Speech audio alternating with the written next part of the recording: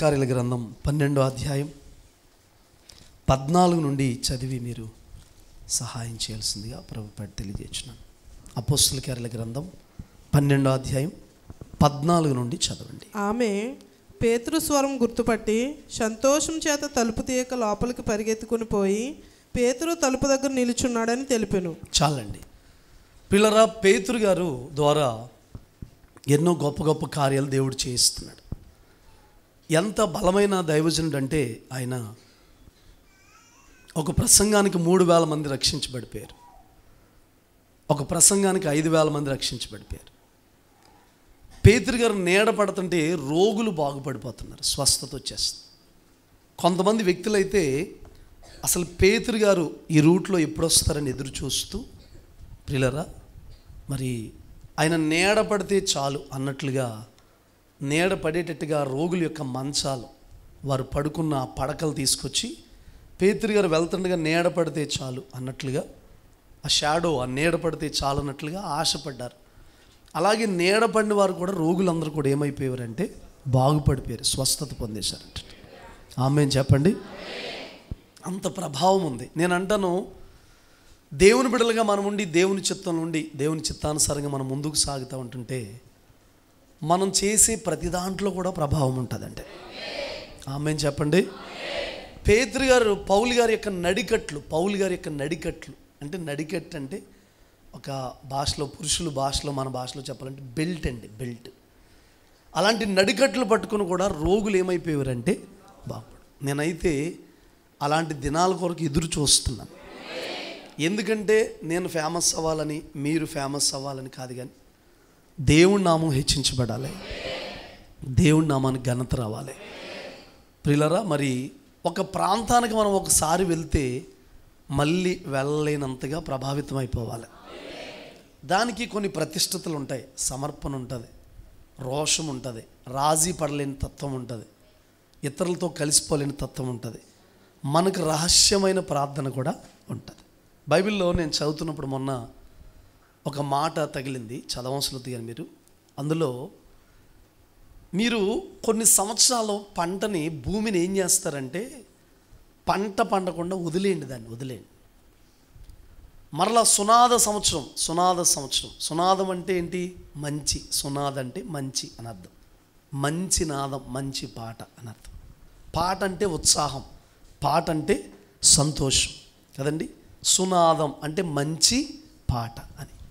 అలా భూమిని వదిలేసిన తర్వాత మరలా మీరు అన్ని సంవత్సరాలు వదిలిన తర్వాత, ఎన్ని సంవత్సరాలు అయితే దాన్ని అలా విశ్రాంతి కలగ చేశారో, ఆ భూమికి రెస్ట్ ఇచ్చారో, మరలా అలాంటి అన్ని సంవత్సరాలు పంటను కోసే ఒక సంవత్సరాన్ని దేవుడు మీకు అనుగ్రహిస్తాడో, ఇన్ని సంవత్సరాల విశ్రాంతికి తగినట్టుగా మరలా ప్రతిఫలాన్ని మీరు పొందుతారు, ఆ దీవెన మీరు పొందుతారని చెప్పి, ఆ కోల్పోయిన సంవత్సరాల తాలూకు యొక్క ఆశీర్వాదం మీరు పొందుతారని చెప్పి అక్కడ దేవుని వాక్యంలో సెలవిస్తుంది. అంటే దాని అర్థం ఏంటి? మనందరం కూడా కొంతకాలం కొన్నిటిని పక్కన పెట్టి, కొన్ని బంధాలు, కొన్ని స్నేహాలు, కొన్ని సంబంధాలు, కొన్ని రెగ్యులర్గా చేస్తున్న పనులు కొన్ని కట్ చేసుకుని విశ్రమించడం, కనిపెట్టడం, వెయిట్ చేయడం అంటే ఏంటంటే దేవుని సందులో గడపడం. మనం చేసినప్పుడు ఎన్ని సంవత్సరాలు మనం లాస్ అయిపోయామో, ఎన్ని సంవత్సరాలు మనం వ్యర్థత అయిపోయిందో మన జీవితం, దాని తాలూకా యొక్క కృపను, ఆ యొక్క ఆశీర్వాదాన్ని మనం ఏం చేస్తామంటే పొందుతాం. ప్రియులారా, ఆమేన్ చెప్పండి. ఆమేన్ చెప్పండి. హల్లెలూయా. ప్రియులారా, ఇక్కడ పేతురు గారిని జైల్లో వేశారండి. సంఘం అత్యాశక్తితో ఏం చేస్తుందంటే ప్రార్థన చేస్తుంది. Praise the Lord. హల్లెలూయా. పేతురు గారు సంఘాన్ని, నన్ను జైల్లో వేసేస్తారు, మీరందరూ ప్రార్థన చేయండి అని చెప్పాడండి? చెప్పలేదు. సంఘం వాళ్ళంతటా వాళ్ళే వచ్చింది. నేను అంటాను, సంఘానికి అలాంటి మనస్సు, ఏకీభవించే మనస్సు, నాదనే మనస్సు, పరిచర్య నాది, సంఘము నాది, దేవుని పరిచర్య అనే మనస్సు మీ అంతటి మీకు వస్తే తప్ప సంఘములో ఉద్యోగం అనేది ఏమవదు, రాదండి. ఆదిమ సంఘంలో ఎవరు కూడా దైవజనుడికి వేరుగా లేరు, నడిపింపుకు వేరుగా లేరు అండి, దేవుని చిత్తానికి వేరుగా లేరు, వాళ్ళకంటూ స్వచిత్తం అంటూ లేదండి. లేని కారణాన వాళ్ళందరూ కూడా ప్రియులారా ఏకీభవించినట్టు, మనస్సు కలిపినట్టు ఎన్నో కార్యాలు మనం ఆ సంఘములో చూడగలిగాం ప్రియులారా. Praise the lord. అర్థమవుతుందండి. పేతురు గారిని జైల్లో వేశారు. సంఘం ఆసక్తిగా ప్రార్థన చేయట్లేదు, అత్యాసక్తిగా ప్రార్థన చేస్తుంది. ఎలా ప్రార్థన చేస్తుందండి? అత్యాసక్తితో ప్రార్థన చేస్తుంది సంఘం. Praise the lord. అత్యాసక్తి అంటే మనం గొప్ప కార్యాలు, దేవుని కార్యాలు చూడాలంటే మనందరిలో కూడా ఏముండాలంటే అత్యాసక్తి. ఆ మాట అనండి అందరూ కూడా. ఏ ఆసక్తి ఉండాలి? ఇప్పుడు చెప్పండి మీరు, దేవుని మందిరానికి వచ్చే విషయంలో కానీ, మనకి నియమించిన క్రమాలు వీటిని పాటిస్తున్న విషయంలో కానీ, అప్పగించిన చిన్న బాధ్యతల విషయంలో కానీ అత్యాసక్తి ఉందంటారా? అత్యాసక్తిని కనపరుస్తున్నారా? చెప్పండి. అత్యాసక్తి ఉందా? చాలామంది ప్రారంభ ప్రార్థన అయిపోయిన తర్వాత వచ్చేవాళ్ళు చాలామంది, ఒప్పుకోలు ప్రార్థన పాటలు అయిపోయిన తర్వాత వచ్చేవాళ్ళు చాలామంది. సరే, ఒక మాట ఏంటంటే యాక్సిడెంటల్గా అలా వచ్చారంటే, ఎప్పుడో ఒకసారి వచ్చారంటే అది ఏదో పరిస్థితి అనుకోవచ్చు, కానీ రెగ్యులర్గా ఎన్ని సంవత్సరాలైనా కూడా లేటుగానే వస్తారు. 2 కారణాలు ఉంటాయి దానికి. ఏంటంటే, ఒకటి బద్ధకం, రెండోది విస్తారమైన పనులు, మూడోది వాళ్ళకి ఏం లేదంటే జ్ఞానం లేదు, నాలుగోది ఏం లేదో తెలుసండి, స్పృహ లేదు, సోయ లేదు. అది ఈ మాటలు అంటున్నందుకు మీకు బాధ కలిగినా పర్లేదు. అంటే ఆ విషయంలో అజ్ఞానమే. ఆసక్తి జ్ఞానానుసారంగా ఉండాలి. మన నడిపింపు కూడా ఎలా ఉండాలి? శనివారం రాత్రి నుంచి మనకు ఒక ప్రిపరేషన్ ఉండాలి. శనివారం రాత్రి నుంచి ఏముండాలి? దేవుని మందిరానికి ప్రిపరేషన్ ఉండాలి. నేను అంటాను, ఆదివారం మనకి ఎంత లాభం వచ్చినా, ఆదివారం ఎంత మేలు కలిగినా, ఆదివారం ఒక లాభం వచ్చే పనులున్నా, ఆ పనులన్నీ వదులుకుంటేనే మనం దీవించబడతాం. ఆమేన్ చెప్పండి. నేను తెల్లవారుజామున వెళ్ళానండి, పని చేసుకుని వచ్చానండి, ముగించుకుని వచ్చానండి, అసలు ఆదివారం చేయకూడదు. ఉన్న 7 రోజులకి నష్టాన్ని తీసుకొస్తుంది, ఉన్న 7 రోజులకి కష్టాన్ని తీసుకొస్తుంది, పని విషయంలో చాలా ఇబ్బంది కలిగేటట్టుగా చేస్తుంది. అసలు ఆదివారం అంటూ మనము పని చేయకూడదు, మన పనులు కూడా ఏం చేయకూడదు, ఎందుకో తెలుసా? ఆ విశ్రాంతి దినాన్ని మనోహరమైన దానికి ఎంచాలంట. ఎలా ఎంచాలంటండి? ఎవ్రీ సండే ప్రియులారా మనకు ఒక ఫెస్టివల్ అండి. అది చెప్పండి ఏంటది? ప్రతి ఆదివారం మనకేంటి? ఎవరికైనా ఎప్పుడెప్పుడో పండుగలు వస్తూ ఉంటాయి. మనకి ప్రతి ఆదివారం పండుగే. ఒక పండుగకి మనం వెళ్తుంటే ఎలాంటి వస్త్రాలు వేసుకుంటామో, పండుగకి వెళ్తుంటే ఎలాంటి ఆసక్తి ఉంటుందో, పండుగకి వెళ్తుంటే ఎలా ప్రిపరేషన్ ఉంటుందో, ఒక పండుగ ఒక ఫెస్టివల్ చేసుకున్నప్పుడు ఎంత తీవ్రత మనలో ఉంటుందో, అలాగే దేవుని మందిరానికి రావాలి. ముందు వెళ్ళిపోతే ఏంటి, ప్రారంభ ప్రార్థన చేస్తే ఏంటి, ముందు వెళ్ళిపోవాలా అని అంటే, నీకు విషయం తెలుసా? దేవుడు కూడానంట మనకు నష్టం కలిగినప్పుడు, ఇబ్బంది కలిగినప్పుడు అంట ఆయన కూడా అలా చూస్తాడంట. ఆయన ఏమనుకుంటాడు తెలుసా? ముందు వెళ్ళిపోవాలా, కష్టం రాగానే వెళ్ళిపోవాలా, సమస్య రాగానే వెళ్ళిపోవాలని కొంచెం నానబెడతాడు, ఉడకబెడతాడు ఆ సమస్యలు. ఆ సోయలేకపోయిన పరిస్థితి మనలో ఎందుకు? నీకు సోయలేదు. ఇంటి పక్కనే ఉంటారు కొంతమంది, 9:30, 10 గంటలకు వస్తారండి ఆరాధనకి.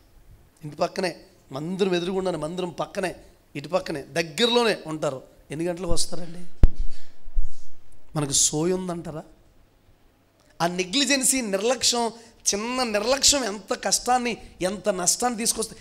నీ జీవితంలో అది ఒక అలవాటుగా మారిపోద్ది, ఒక సోమరతనంగా మారిపోద్ది, ఒక నిర్లక్ష్యంగా మారిపోద్ది. జీవితం చివరికి రాకడలో ఎత్తబడలేకపోవడం కూడా అదే కారణం అవుతుంది. ఇప్పుడు నేను అడిగిందని చెప్పండి, బుద్ధి కలిగిన కన్యకలు, బుద్ధి లేని కన్యకలు అనండి. ఉన్నారు కదండి. బుద్ధి లేని కన్యకలు వ్యభిచారుల, పాపుల, ద్రోహుల, చెడిపోయిన వారా, అక్రమ సంబంధాల్లో ఉన్నారా, ఇష్టం వచ్చినట్టు బ్రతుకుతున్నారా? వాళ్ళు చేసిన పని ఏంటి చెప్పండి?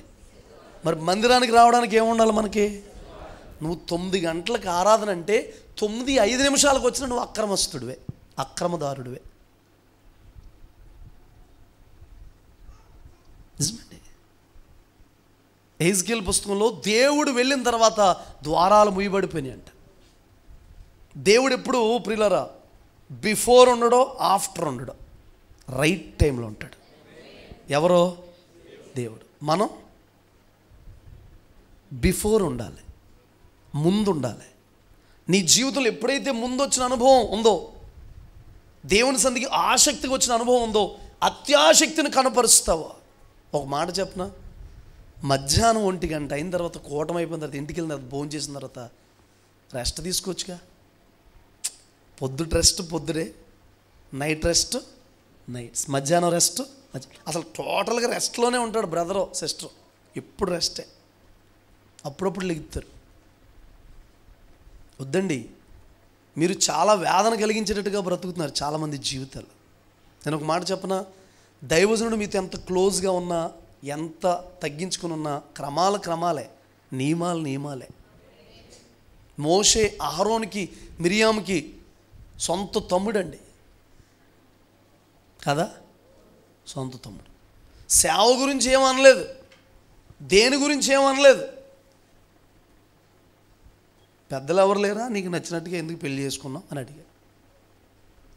ఆ మాటకి దేవుడు సీరియస్ అయిపోయి ప్రత్యక్ష గుడారం దగ్గరంట అతి పరిశుద్ధమైన స్థలంలో నిలబెట్టాల్సిన అహరోన్ని, ప్రియులారా, అక్కడ ఉండాల్సిన వ్యక్తి అక్కడికి వెళ్ళిపోతుండే వ్యక్తిని ఎక్కడున్నాడో తెలుసండి, ఆవరణంలో నిలబెట్టి మాట్లాడుతున్నాడు అంటండి. ఎక్కడ నిలబెట్టండి?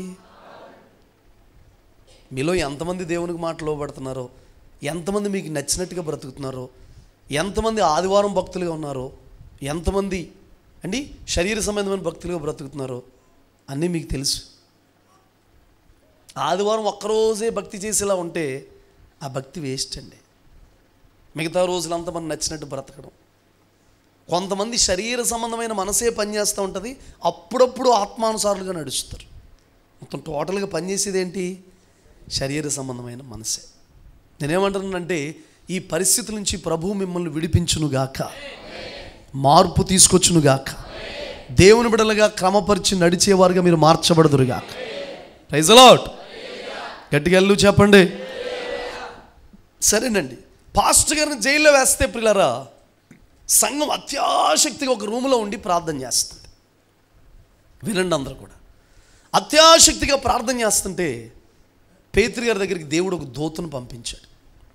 పంపిస్తే ఆ దూత వెళ్ళింది, ఆయన నిద్రపోతున్నాడు, బయటికి తీసుకుని వచ్చింది. కొన్ని కావలు ఉన్నాయి, కొన్ని గేట్లు ఉన్నాయి, అన్నీ కూడా దాటుకుంటూ తీసుకొచ్చేసింది. అంటే ఎంత లోపల పేతురు గారిని వేశారో చూడండి. అవన్నీ కావాలన్నీ కూడా గెలుచుకుంటూ ఆ పేతురు గారిని తీసుకొచ్చారు. పేతురు గారు ఏమనుకుంటున్నారంటే, ఇదంతా స్వప్నమేమో అనుకుంటున్నాడు. నిజంగా దూత ఏం చేసిందంటే తీసుకొచ్చింది పిల్లలు.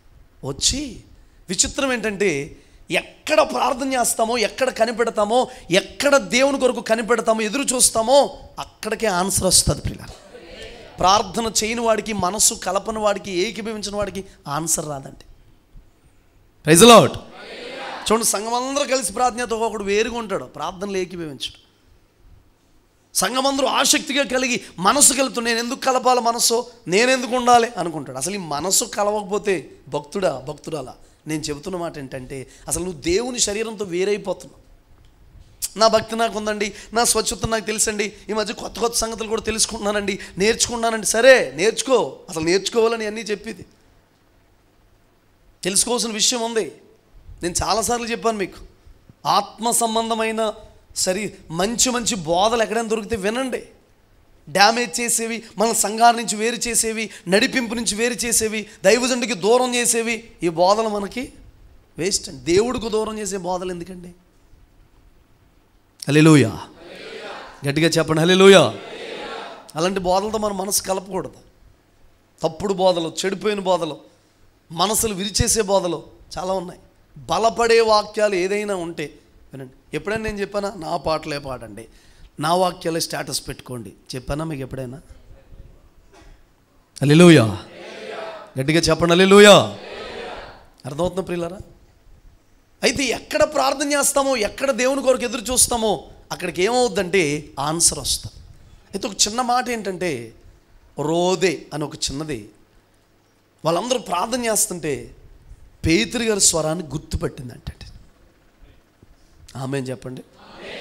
తలుపు కొడుతున్నారు పాస్టర్ గారు అలాగని. అయితే ప్రియులారా, మీరు గమనిస్తే ఆమె పేతురు గారి యొక్క స్వరాన్ని ఏం చేసిందంటే గుర్తుపట్టిందంట. గుర్తుపట్టి ప్రార్థన చేస్తున్న వాళ్ళందరి దగ్గరికి వెళ్ళి చెబుతుందంట. ప్రార్థన చేస్తున్న వాళ్ళందరి దగ్గరికి వెళ్ళి, పాస్టర్ గారు వచ్చేసారు, మన పాస్టర్ గారు వచ్చేసారంటే అందరూ అన్నారండి పిచ్చి పెట్టిందా? ఏమన్నారంటండి? ఎలా ప్రార్థన చేస్తున్నారు పేతురు గారు విడుదల పొందాలని? అందరూ చెప్పండి సమాధానం. అత్యాశక్తితో ప్రార్థన చేస్తూ ప్రియులారా, పాస్టర్ గారు వస్తే ఏమన్నారు తెలుసండి? నీకేమైనా పిచ్చి పెట్టిందా? ఏమన్నారండి? నీకేమైనా పిచ్చి పెట్టిందా, మెంట్లా అన్నారండి పాపని. మరి దేనికోసం ప్రార్థన చేస్తున్నారు వాళ్ళు? ఎలా ప్రార్థన చేస్తున్నారు? వాక్యం తప్పంటారా? అత్యాశక్తితో ప్రార్థన చేస్తున్నారంట. కార్యం జరిగేసరికి అంటున్నారంట నీకేమైనా పిచ్చి పట్టిందా అన్నారు. అయితే ఒక మాట చెప్పమంటారా? అంటే వాళ్ళు పాస్టర్ గారిని జైల్లో వేశారనే వేదన ఉంది, ఆక్రందన ఉంది. ఆవేదనలు అంటున్నారు నీకేం పిచ్చి పట్టిందా?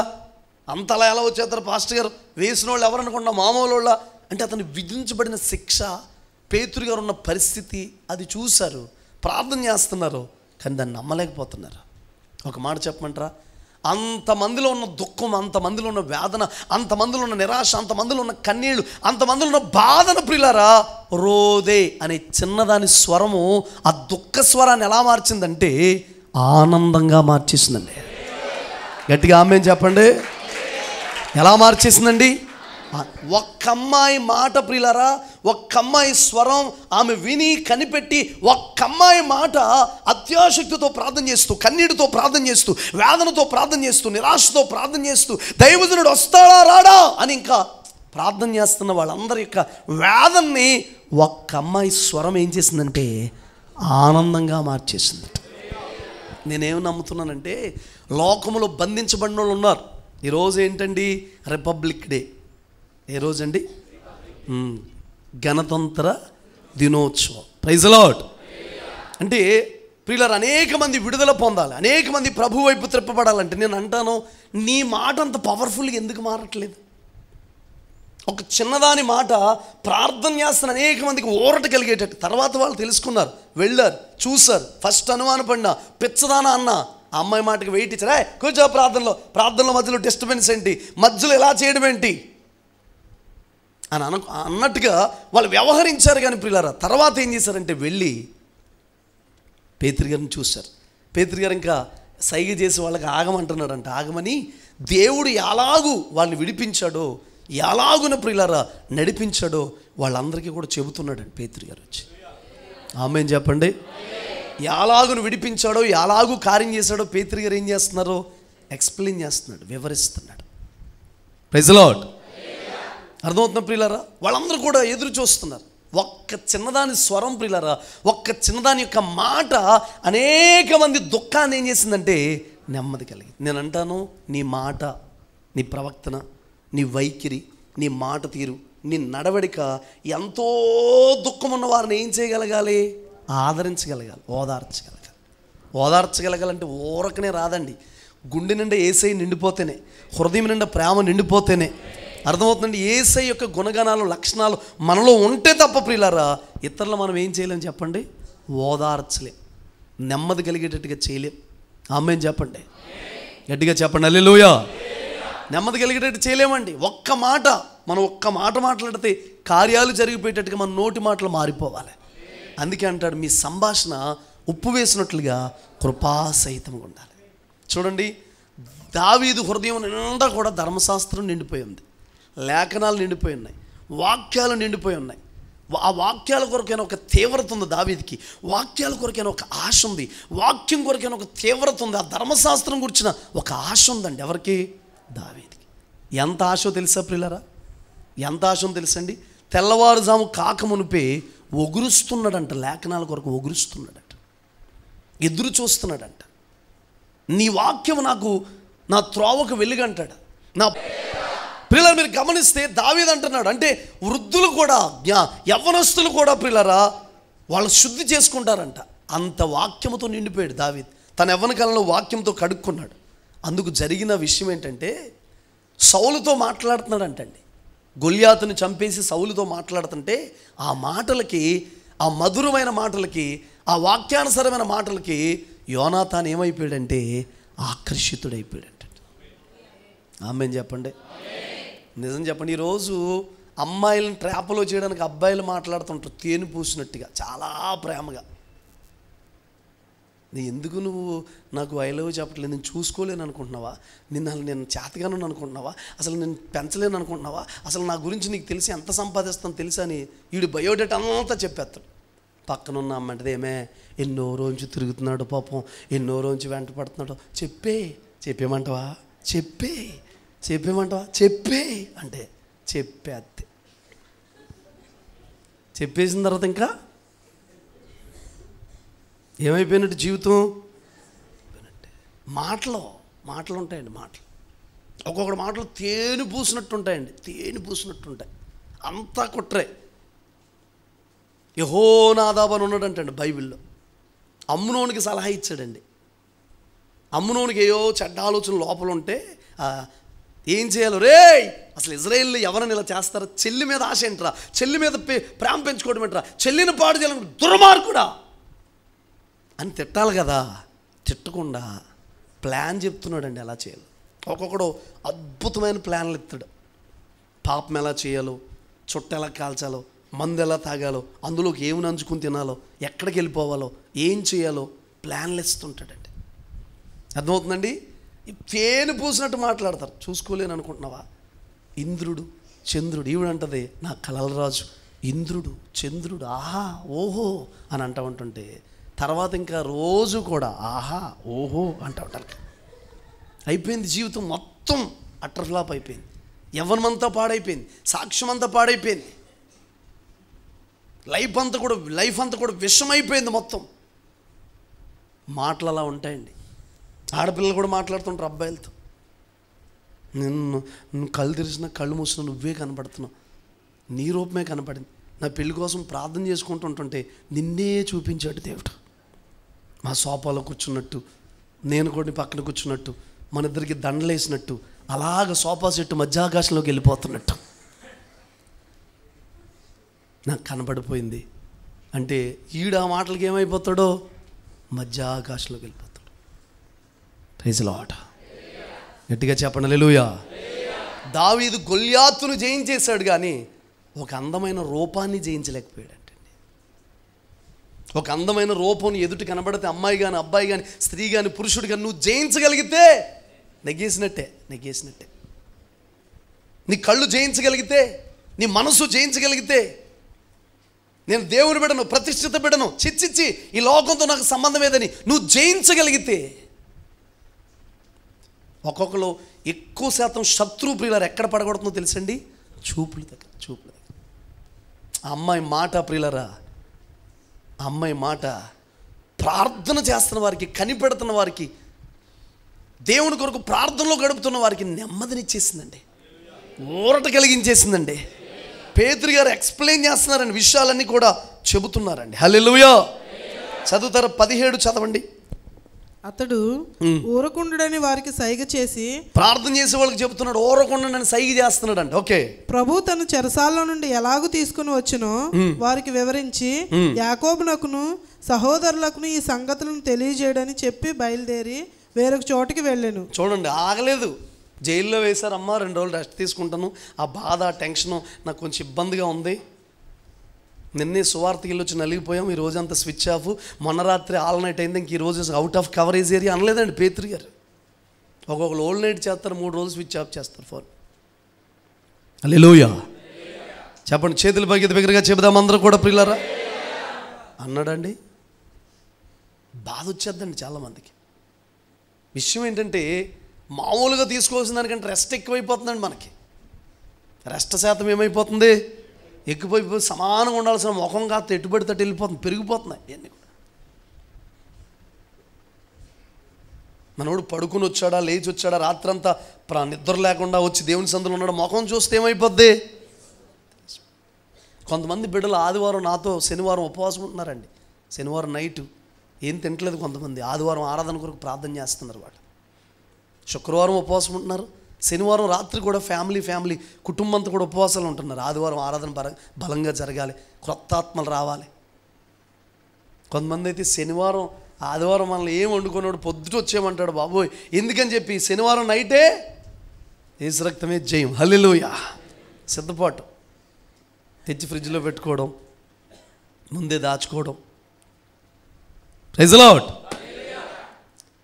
యాకోబు వీళ్ళందరికీ కూడా చెప్పమంటున్నాడండి. అంటే మిగతా సహోదరులకు కూడా చెప్పండి, నన్ను దేవుడు ఎలా విడిపించాడో, ఎలా నడిపించాడో. ఒక విషయం చెప్పమంటారా, పేతురు గారు ఎంత తలుపు కొడుతున్నా ఆ స్వరాన్ని గుర్తుపట్టకపోతే, మీకు మాట చెప్పనా, దేవుడు కూడా మీతో మాట్లాడుతూ ఉంటాడు, ఎన్నోసార్లు దర్శిస్తూ ఉంటాడు, హృదయం దగ్గరికి వచ్చి తడతా ఉంటాడు. అర్థమవుతున్న ప్రియులారా, ఆ స్వరాన్ని మీరు గుర్తుపట్టగలిగితేనే, ఆ ఆన్సర్ను మీరు గుర్తుపట్టగలిగితేనే, మీ ప్రార్థనకు వచ్చిన జవాబును మీరు గమనించగలిగితేనే, సెన్స్ చేయగలిగితేనే మీరు అప్డేట్లో ఉన్నట్టు ప్రియులారా. లేకపోతే అది దేవుని స్వరము, ఏం మాట్లాడాడు. నేను చెబుతున్నాను వినండి దేవుని బిడ్డలారా, యథార్థంగా చెప్తున్నాను. ఎవరిని ఉద్దేశించి ఎవరో చెప్పిన మాటలో, ఎవరో నా దగ్గరికి తీసుకొచ్చిన మాటలో ఎప్పుడు నేను ఇక్కడ చెప్పనండి. యథార్థంగా చెప్తున్నాను. నాకు చెప్పాలని ప్రేరేపణ వచ్చింది, పరిశుద్ధాత్ముడు ప్రేరేపించింది, సంఘాన్ని క్రమపరచాలని అనిపించింది, సంఘంలో కనబడిన లోపాలు దిద్దడానికైతే నేను ఎక్కడ రాజీ పడ్డా, అందులో మొహమాటం ఏం లేదు. ఎందుకంటే సంఘాన్ని క్రమపరచవలసిన బాధ్యత దైవజనుడి మీద ఉందండి. అది ఏ లోపమైనా, ఏ రూట్లో తప్పిపోతున్నా మొహమాటలు ఏమీ లేదు. అర్థమవుతుందా? ఎవరినో వంక పెట్టుకుని చెప్పాల్సిన అవసరత, ఎవరిని ఉద్దేశించి మాట్లాడాల్సిన అవసరం లేదండి. అసలే తప్పు కనబడితే తప్పును సరిచేసే బాధ్యత, సంఘంలో ఒక వ్యక్తి తప్పుగా నడుస్తుంటే ఆ వ్యక్తి ప్రవక్తన తప్పని తెలిసిన తర్వాత దైవజనుడు దిద్దాల్సిన రైట్స్ ఉన్నాయండి. తిమోతికి లెటర్ రాస్తూ పౌలయ్య గారు ఏమంటారు, తిమోతి, నీ యవ్వనాన్ని బట్టి ఎవరు నేను తృణీకరింపనీయకు, మాటలో, ప్రవక్తనలో, విశ్వాసంలో, పరిశుద్ధతలో విశ్వాసులకి మాదిరిగా ఉండు. ఒక మాట చెప్పమంటారా, అలాంటి లెటరే మనకు రాస్తే పౌలయ్య గారు, వినండి, అది పట్టుకుని వెళ్ళి, ఏమయ్యా నేను ప్రవక్తనలో, మాటలో, విశ్వాసంలో, పరిశుద్ధతలో కరెక్ట్గా లేనా, నా యవ్వనాన్ని బట్టి తృణీకరించనివ్వకంటున్నావు, నీ ఎవరు తృణీకరిస్తున్నారు, ఎక్కడ సాక్ష్యం పోగొట్టుకున్నాను, రక్షించబడిన దగ్గర నుంచి నీ వెనకాలే పడుతున్నానుగా అందు మనమైతే కదా. నీ బోధన బట్టి నిన్ను గూర్చి జాగ్రత్త పడు, నీ బోధన గురించి జాగ్రత్త పడు, వీటిని మనస్కరించు అన్నాడా. పెద్దలు నీ మీద హస్తనిక్షేపణ చేస్తే ఆ హస్తనిక్షేపం ద్వారా వచ్చిన వరాన్ని అలక్ష్యము చేయకు. అప్పుడు పౌలు, తిమోతి గారు ఏమో ఆత్మ పొంది ఉండరంటారా, ఆత్మ పొందిన వ్యక్తి కాదంటారా? చెప్పండి. పొందిన వ్యక్తి అయినా మరలా పెద్దల్ని మీద హస్తనిక్షేపణ చేస్తే దాని ద్వారా కలిగే వరాన్ని నువ్వేం చేయొద్దు. హల్లెలూయా, గట్టిగా హల్లెలూయా చెప్పండి. మీరు బాధపడిన అంటే ఒక మాట చెప్పనా, ఆది నుండి కూడా, ప్రారంభం నుండి కూడా దేవుడు ఒక క్రమాన్ని ఏర్పాటు చేశాడు. ఇప్పుడు పాస్టర్ గారు కండిషన్లో పెట్టేస్తున్నారు, క్రమంలో పెట్టేస్తున్నారంటే మీరు ఈ ఫలం తినొద్దు, ఈ ఫలం తినండి స్పష్టంగా చెప్పాడు దేవుడు. దేవుడు శాడిస్టా, మూర్ఖుడా? చెప్పండి. ఇప్పుడు దైవజనుడు కూడా చెప్తాడు, నువ్వు ఎవరితో స్నేహం చేయాలి, ఎవరితో చేయకూడదు, ఎక్కడ ఉండాలో ఎక్కడ ఉండకూడదో మీ పిల్లలకి నేర్పుకోవా నువ్వు? చెప్పండి. స్కూల్కి వెళ్ళినప్పుడు సిగరెట్ కాల్చకూడదు స్నేహం చేయరా, త్రాగికూడదు స్నేహం చేయరా అని చెప్తావా? ఎందుకంట దుష్ట సాంగత్యం అంట మంచి నడవండి కూడా ఏం చేస్తుంది.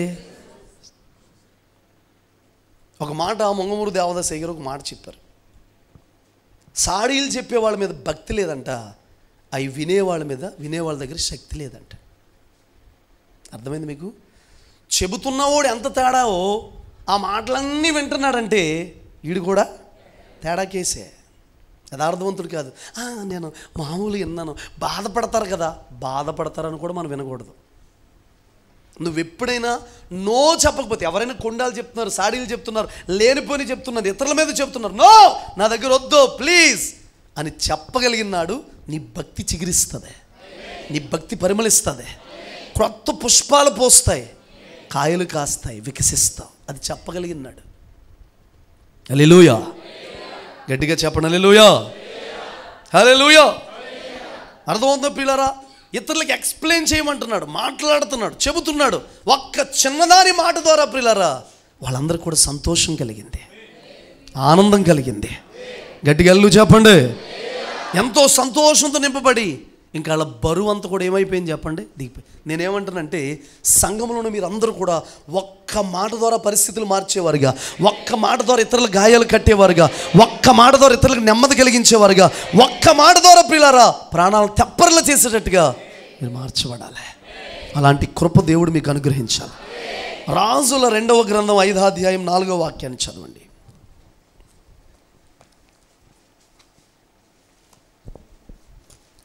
నయమాను రాజునొద్దకు పోయి ఇశ్రాయేలు దేశపు చిన్నది చెప్పిన మాటలు అతనికి తెలియజేయగా, ఇజ్రాయేలు చిన్నది చెప్పిన మాటలు అతనికి తెలియచేయగా, సిరియా రాజు నేను ఇశ్రాయేలు రాజునకు దూత చేత పత్రిక పంపించేదని ఆజ్ఞ ఇచ్చాను. ఈమెమో సోమ్రోన్లో ఉండాలని ఆశపడుతూ చిన్నది చెప్పిందండి.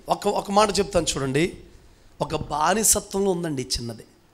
ఒక బానిసగా తీసుకొచ్చారు. నయమాన్ యొక్క భార్య, నయమాన్ అంటే సైన్యాధిపతి అండి, రాజు కాదు. నయమాన్ యొక్క భార్య దగ్గర పరిచర్య చేస్తుందంటండి. అక్కడ పనిచేయడానికి అవకాశం దొరికిందంటండి తీసుకురాగానే. ఈమె సోమ్రోన్లో ఉన్న ప్రవక్తల దగ్గర మన రాజుగారు, మన యజమానుడు, ఇతను సైన్యాధిపతి కనబడాలని నేను ఆశపడుతున్నానంటే ఆ రాజుగారు ఏం చేశారంటే ఒక లెటర్ రాసి సోమ్రోన్ రాజుకి పంపించాడంట. ఆయనకు ఒక్కసారి లెటర్ చదవగానే మెంటలు వచ్చేసిందంటండి. మెంటలు వచ్చేసి నేనేమన్నా దేవుణ్ణా బాగు చేయడానికి, ఒకడు కుష్టి వ్యాధి తొలగించడానికి, ఒకడు బాగు చేయడం నేనేమన్నా దేవుణ్ణా అన్నాడంట. రాజుగారు ఇంత తిప్పలు పడిపోతున్నారని ఎలీషా చూశాడంటండి. చదువుతారా ఆ మాట ఒకటి చూడండి, 7వ వాక్యాన్ని చదవండి. ఇశ్రాయేలు రాజు ఈ పత్రికను చదివి వస్త్రములు చింపుకొని చంపుటకును బ్రతికించుటకు నేను దేవుడనా? ఒకనికి కలిగిన కుష్ఠరోగం మాన్పుమని నా యొద్దకు ఇతడు పంపుట ఏమి? నాతో కలహంను కారణము అతడు ఎట్లు వెతుకుచున్నాడో మీరు ఆలోచించడం. చూడండి ప్రియులారా, ఎంత గలిబిలో వచ్చేసి చూస్తారండి. ఈ రాజుగారు లెటర్ రాసి పంపించారు. ఎందుకు? కొంచెం మీ ఊర్లో ఒక ప్రవక్త ఉన్నాడంటయ్యా, ఆయనతో ప్రార్థన చేయించండి, ఇది పరిస్థితి బాగుపడతారంట అని చెప్పి చిన్న పాప చెప్పిన మాట రాజులు ఒకరికొకరు లెటర్ పంపుకునేటట్టుగా వెళ్ళిపోయిందంటే. నీ మాటకి ఎప్పుడు వెయిట్ వస్తుందో తెలుసా? ఎప్పుడు నీ మాట నమ్ముతారో తెలుసా? నీ గుండె నిండా దేవుని పని చేయాలని భారం ఉన్నప్పుడు, నిజమండి, వాక్యముతో నిండిపోయినప్పుడు, నీ ప్రవక్తనంత యథార్థంగా ఉన్నప్పుడు. కొంతమంది మాటలో కోటలు దాటిపోతాయండి. పనులకు వచ్చినప్పటికీ చిన్న పని కూడా జరగదు. మాటలు ఏమైపోతాయి? కోటలు దాటిపోతాయి. పనికి వచ్చినప్పటికీ, ప్రవక్తనకు వచ్చినప్పటికీ కొంచెం కూడా సంతృప్తి కలిగేటట్టుగా వారి ప్రవక్తన ఉండదండి. ఇజ్రాయేల్ చిన్నది, ఒక బానిస, చిన్న పిల్లని తీసుకొచ్చారు. వినండి చిన్నపిల్లలు, వినండి పిల్లలు. ఆ చిన్నదాని మాటల కోసం రాజుగారు ఆ మాటకి వెయిట్ ఇచ్చి, ఈ సైన్యాధిపతి చెబితే రాజుగారు వెయిట్ ఇచ్చి ఇంకొక రాజుగారికి రాస్తే దానికోసం డిస్కషన్ జరుగుతుందండి. నేనేమో రాజునా? నేను దేవుణ్ణా? కుష్ఠరోగం తగ్గించడానికి, చచ్చినోడిని బ్రతికించడానికి, బ్రతినోడిని చంపేయడానికి నేను దేవుణ్ణా? కలహం అందడానికి ఎలా రాశాడో చూడండి లెటర్ అన్నాడు. అంటే అతను అనుకున్నాడు అర్థం కాక ఇంత గలిబిలైపోతున్నాడని ఎలీషా గారు చూశారంట, గమనించారంటండి. హల్లెలూయా. చేతులు మంచిగా పైకి ఎత్తి చెప్పండి హల్లెలూయా. అందుకే అన్నాడు, ఆసక్తి విషయంలో మాంద్యులు కావద్దన్నాడు. ఆత్మ ఏంది ఏముండాలి? ఆత్మ తీవ్రత అంటే ఏంటి? నెక్స్ట్ ఏం చెబుతారు, నెక్స్ట్ ఏం మాట్లాడతారు, ఆసక్తి కావాలండి. హల్లెలూయా. నువ్వు కోరుకున్నట్టు మాట్లాడాలంటే మాట్లాడు దేవుడు. ఆయన చెప్పాలనుకుని నీకు చెప్తాడు. అది నువ్వు కోరుకున్నట్టు దేవుడు ఏం చేయడు. ఆయన చెప్పాలనుకున్న విషయం, నేను సరిచేయాలనుకున్న విషయం మాట్లాడతాడు దేవుడు. ఎలీషా గారు ఈ మాటని, ఈ వర్తమానాన్ని విన్నారంటండి. చదువుతారా? 8 చదువుతారా? ఇశ్రాయేలు రాజు తన వస్త్రమును చింపుకొనిన సంగతి దైవజనుడైన ఎలీషాకు వినబడినప్పుడు అతడు, నీ వస్త్రములు నీవెందుకు చింపుకొంటివి? ఇశ్రాయేలీలో ప్రవక్త ఒకడు ఉన్నాడని అతనికి తెలియబడినట్లు అతను నా యొద్దకు రానిమ్ము అని రాజునకు వర్తమానం. ఎందుకయ్యో వస్త్రాలు చింపేసుకుంటావు రాజా? ఇజ్రాయెల్లో ఒక ప్రవక్త ఉన్నాడు, ఇజ్రాయెల్లో దేవుని పక్షంగా నిలబడిన వాడు ఉన్నాడు, ఇజ్రాయెల్లో దేవుని పక్షంగా కార్యాలు చేసేవాడు ఒక వ్యక్తి ఉన్నాడని ఎవరికి తెలియాలి? నయమానుకి తెలియాలి. రాని నా దగ్గరికి రాని. Praise the lord. ఒక చిన్నదాని మాటను బట్టి ప్రియులారా, ఒక చిన్న పాప మాటను బట్టి దుఃఖమంతా సంతోషంగా మారిపోయింది, ఆనందంగా మారిపోయింది, నిరాశ తొలగిపోయింది, ప్రార్థనకి జవాబు వచ్చినట్టు వాళ్ళకి అర్థమైంది. ఒక చిన్నదాని మాటను బట్టి ప్రియులారా, పట్టిన కుష్టి ఏమైపోయింది? అతనికి వదిలిపోయింది. రాజు దగ్గరికి వెళ్ళి, దైవజనుడి దగ్గరికి వెళ్ళి అండి నమస్కరించినట్టుగా, వంగేటట్టుగా, ప్రార్థన చేసుకునేటట్టుగా, విధేయత చూపించినట్టుగా ఒక చిన్నదాని మాట పనిచేసిందండి. జరుగుతుందా అలాంటి కార్యం? మనం చెప్పేలా చెబితే, బ్రతికేటట్టుగా బ్రతికితే మన నోటి మాట ఎవరినైనా ప్రభు దగ్గర నడిపించేస్తుందండి. ఎందుకంటే ఎదుటివాడి హృదయాన్ని తెరిచే తాళపు చెవి మన నోరండి, మన నోటి మాట. ఎదుటివాడిని హృదయాన్ని తెరిచే తాళపు చెవి మన నోరండి. మీరు ఎవరైనా ఆశపడితే నా నోటి మాటలను అలా మార్చు ప్రభా, నీ బిడ్డలు, భార్య, పిల్లలు, సమస్యలు, అప్పులు, పనులు, డ్యూటీలు ఎప్పుడు ఉంటానే ఉంటాయి. అవి బ్యాలెన్స్డ్గా చేసుకుని మంచిగా వాటన్నిటిని సమకూర్చుకుని అవన్నీ కూడా సమపాళ్ళు చేసుకుంటూ దేవుని పని కూడా ఏం చేయాలి? సరే, ఇప్పుడు చూడండి, యవనస్తులుగా ఉన్నప్పుడు పెళ్ళైన తర్వాత మా ఆయన పర్మిషన్తో చేద్దాం అని అనుకుంటావు. పెళ్ళైన తర్వాత పిల్లలు కొంచెం ఎదిగిన తర్వాత చేద్దాం అనుకుంటావు. పిల్లలు ఎదిగిన తర్వాత వీళ్ళకి పెళ్ళి అయిపోయిన తర్వాత చేద్దాం అనుకుంటావు. వాళ్ళకి పెళ్ళి అయిన తర్వాత పిల్లలు పుట్టిన తర్వాత చేద్దాం. రీల్ తిరుగుతూనే ఉంటుంది. ఎప్పుడు చేస్తావు? అందుకే హనోకుని పెట్టాడు మన ముందు. మన పనులు మనం చేసుకుంటానే దేవుని పని ఏం చేయాలి? ఈ దేవుని పని చేసే ప్రక్రియలో మీరు బాగా గమనించండి. కొంచెం వాక్యం తెలిసిన, కొంచెం భక్తి వచ్చినా, కొంచెం ఎదిగిన గర్వం రాకూడదని మనకి. హల్లెలూయా. కొన్ని యూత్ మీటింగ్ అప్పగించిన, ఏదన్నా 2 మాటలు చెప్పమన్నా, అర్థమైంది పిల్లరా? చాలా జాగ్రత్తగా భయముతో మనం చేసినప్పుడు ఇంకొక అవకాశం వస్తుంది. వణుకుతో చేసినప్పుడు, తగ్గించుకుని చేసినప్పుడు ఇంకొక అవకాశం దేవుడు ఏం చేస్తాడో ఇస్తాడు. రెఫరెన్స్లు నీకు కాదు, లూసిఫర్కి కూడా తెలుసు.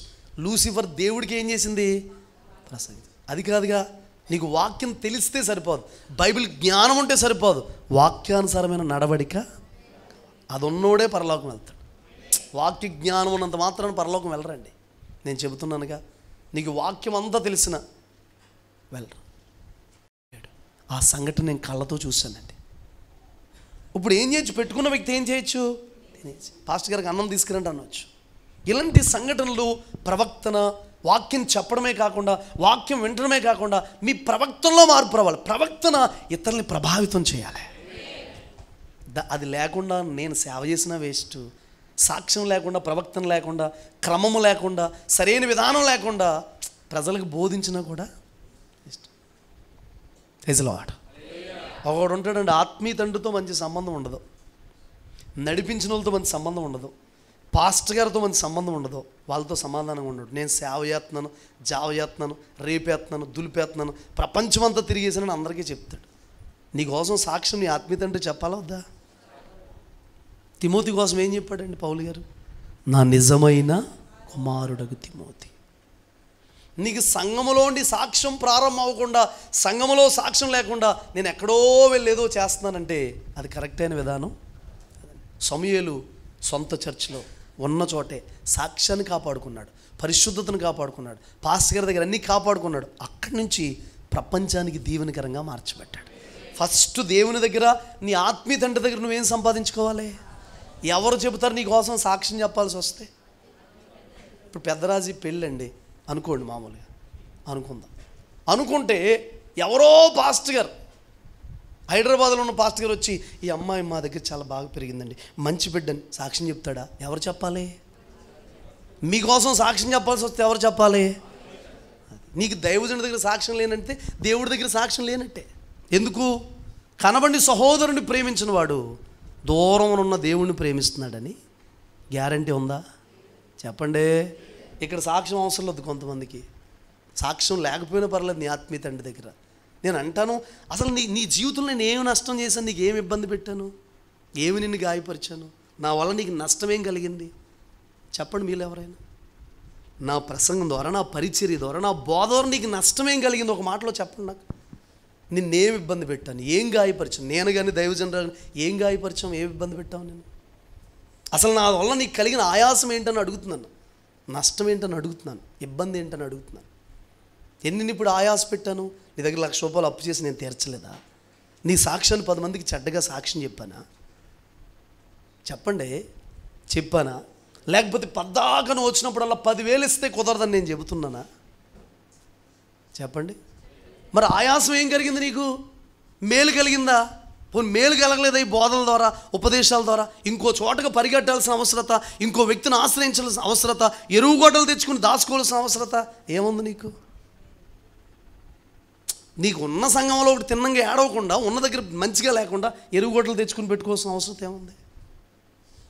బాధ చెప్తున్నానండి, మిమ్మల్ని ఏమంటలేదు. నేను నడిపిస్తున్న ఆత్మీయ తండ్రి త్రాగుబోతైతే, తిరుగుబోతైతే, వ్యభిచారైతే, ఇష్టానుసారంగా నడిపిస్తే, సేవాభారం లేనోడైతే, కొంతమంది జీవితాలు ఎలా ఉంటుందో తెలుసా? పాస్టర్ గారితో ఏ వ్యక్తులకి సంబంధం లేకపోయినా పర్వాలేదు, వీళ్ళ వ్యాపారం సాగితే చాలు, వీళ్ళ కుటుంబం ముందుకెళ్తే చాలు, వీళ్ళకి వాళ్ళ క్లోజ్ అయితే చాలు, వీళ్ళ దగ్గర ఉన్న వస్తువులు వాళ్ళకి కొంటే చాలు. పాస్టర్ గారికి వాళ్ళకి సంబంధం ఉందా లేదా అనవసరం, పాస్టర్ గారితో కలిసి ఉన్నారు లేదా అనవసరం, పాస్టర్ గారితో సంబంధం ఉందా లేదో అనవసరం, వ్యాపారం సాగితే చాలంతే. నాకు అర్థమైంది ఏంటంటే, నిన్ను అవమానపరచలేదు కదా, నన్నే అవమానపరిచారు కదా, నిన్ను అవమానపరచినందుకు నువ్వు క్లోజ్గా ఉండొచ్చు, వాళ్ళతో కలిసి ఉండొచ్చు. పాస్టర్ గారిని అవమానపరచలేదు కాబట్టి నువ్వు క్లోజ్గా ఉండొచ్చు, కలిసి ఉండొచ్చు, ఏదైనా చేయొచ్చు. హల్లెలూయా, గట్టిగా హల్లెలూయా చెప్పండి. ఎందుకంటే పాస్టర్ గారిని అవమానపరచారు, నీకేంటి? నిన్ను అవమానపరచలేదుగా, నిన్నే గాయపరచలేదుగా, నిన్నే మాటలు అనలేదుగా, అందుకని నువ్వు క్లోజ్గా ఉండొచ్చు, ప్రాబ్లం ఏం లేదు. హల్లెలూయా. మరి ఎందుకు చెప్పాడు పేతురు గారు, పౌలు గారు ఎందుకు చెప్పాడు? ఎన్నే ఎంబ్రే అనేవారు మోషేని ఎదిరించారు. ఆ కంచెరవాడైన అలెగ్జాంద్ర నన్ను చాలా గాయపరిచాడు, సేవను డ్యామేజ్ చేశాడు. ఎందుకు చెప్పాడండి? పేతురు గారికి మన పౌలు గారికి ప్రేమ లేదనమాట, అంతే కదండి. పేతురు గారికి కూడా ప్రేమ లేదు, పౌలు గారికి ప్రేమించడం తెలియదు. ప్రేమ అంటే తెలియక ప్రేమ పోయి పౌలు గారిలో ఏం చేశారంటే వాళ్ళ పేర్లు ఎత్తి చెప్పేశాడు. ఈ విషయాలు అర్థం చేసుకుంటాడు. నీకు ఒక క్రమము, ఒక నడిపింపు, ఒక నియమం, ఒక విధానం ఉన్నప్పుడు ఆ క్రమంలో వెళ్ళాలి. దైవజనుడు బాధపడి చెప్పే పరిస్థితి ఏమవకూడదు. ఈ మాటలు కూడా పట్టుకెళ్ళి రకరకాలుగా చెప్పేవాళ్ళు ఉన్నారు. చెప్పిన ఎవరికి భయపడాల్సిన అవసరం లేదు, దేవుడికి భయపడాలి. దైవజనుడు హృదయం ఏంటో, వేదన ఏంటో సంఘానికి కూడా తెలియాలండి కొన్నిసార్లు. ఎందుకంటే పౌలు గారు అన్నారు, నా హృదయాన్ని తెరిచి మీ ఎదుట ఏం చేస్తున్నాను మాటలు. మీకు బాధ వస్తే నాకు చెప్తారు, నాకు బాధ వస్తే మీకు చెప్పాలి, అర్థం కావాలి. దైవజనుడితో సంబంధం లేనివాడితో మనకు సంబంధం ఏంటండి? మునిగిపోయేటప్పుడు అవసరమైంది కదా, ఎరువు కొట్టలే తెచ్చుకున్నాడు, ఎప్పుడో తెచ్చిపెట్టుకున్నాడు. మునిగిపోయినప్పుడు ఎవరు అవసరం వచ్చారు? అసలు నువ్వు ఎరువు గొడ్డలు తెచ్చుకునే అనుభవం నీకెందుకు? నేను ఎప్పుడు మిమ్మల్ని బంధించలేదు ఏ విషయంలో. ఎక్కడికన్నా వెళ్ళండి, వాక్యం వినండి, బలపడండి, కానీ క్రమాలు పాటించండి. తప్పుడు బోధలు వినకండి, చెడిపోయిన రూట్లో వెళ్ళకండి. ఎప్పుడన్నా బంధించానా? నేనే తీసుకెళ్ళిన అనుభవం ఉంటుందండి. ఎవరి సేవనన్ను పాడు చేసామండి, ఎవరన్నా చెడగొట్టామా? ఎక్కడికన్నా వెళ్ళి ఆత్మలంటే మన దగ్గర పోగు చేసుకుంటున్నామా? పాస్టమ్ గారు నేను ప్రతి శనివారం ఏడ్చేదేంటి తెలుసా? ఇతర సంఘాల్లో ఉన్నవారు, ఇతర చర్చలు ఉన్నవాళ్ళు ఎవ్వరూ రాకూడదు ప్రభా, అన్యజనులు తీసుకురా ప్రభా. ప్రసాద్ గారికి కూడా చెప్పాను, వద్దండి మనం అక్కడ కోరుమావులు ఏదైనా మూలకి వెళ్ళిపోదామండి, ఎక్కడ చర్చ లేని దగ్గరికి వెళ్ళిపోదామండి. ఏ సేవకుడు మనల్ని బట్టి బాధపడకూడదండి, ఎవరికి మన పరిచయం బట్టి ఇబ్బంది పడకూడదండి. ఇన్ని ఆలోచిస్తామండి. నేనే స్వార్థంగా ఆలోచించి వెళ్ళిన చోటల్లో మీటింగ్ పెట్టేసిన వాళ్ళు కాంట్రాక్టులు తీసుకుంటే దశంభాగాలు వేస్తానన్న వాళ్ళు, అర్పణలు వేస్తానన్న వాళ్ళు, నాకు డబ్బులు పంపిస్తున్న వాళ్ళు బోల్డు మంది ఉన్నారండి. మీరు ఇస్తేనే సరిగ్గా తీసుకోవడానికి ఇబ్బంది నాకు. హల్లెలూయా. ఒక సిస్టర్ మంచి మోతాదులో కానుకిస్తే యూత్ మీటింగ్ ఫోన్ చేసి చెప్పాను, ఎందుకంటే మొన్న ఇచ్చారు కదా మళ్ళీ కానుక ఇచ్చారేంటండి. నీకు దైవజనుడు ఏంటో అర్థం కాకపోతే, దైవజనుడు మనస్సు ఏంటో అర్థం కాకపోతే దేవుడు ఏం అర్థమవుతాడు నీకు? దేవుడు ఏం అర్థమవుతాడు అని అంటున్నాను. అసలు నీకు దైవజనుడు అర్థం కాకపోతే, సేవ ఏంటో అర్థం కాకపోతే దేవుడు ఎందుకు అర్థమవుతాడు? అర్థమవుతాడా చెప్పండి? మోషే అర్థం కాని వాళ్ళకి దేవుడు అర్థమయ్యాడా? అరణ్యంలో రాలిపోయారు పిల్లలు. ప్రైజ్ లార్డ్, గట్టిగా చెప్పండి హల్లెలూయా. ఒక చిన్నదాని మాట ప్రియులారా, ఒక చిన్నదాని మాట ఒక రాజులను కూడా, సైన్యాధిపతిని కూడా సోమ్రోను వైపు మళ్ళేటట్టుగా, సోమ్రోను వైపు తిరిగేటట్టుగా, ఇతర దేశం వెళ్ళేటట్టుగా చేసింది. ఒక చిన్నదాని మాట ప్రియులారా అనేక మంది హృదయంలో ఉన్న వేదన, దుఃఖం, నిరాశ ఏం చేసిందంటే తొలగించేసింది. అమ్మని బట్టి ఇబ్బంది పడకూడదండి. ఇన్ని ఆలోచిస్తామండి.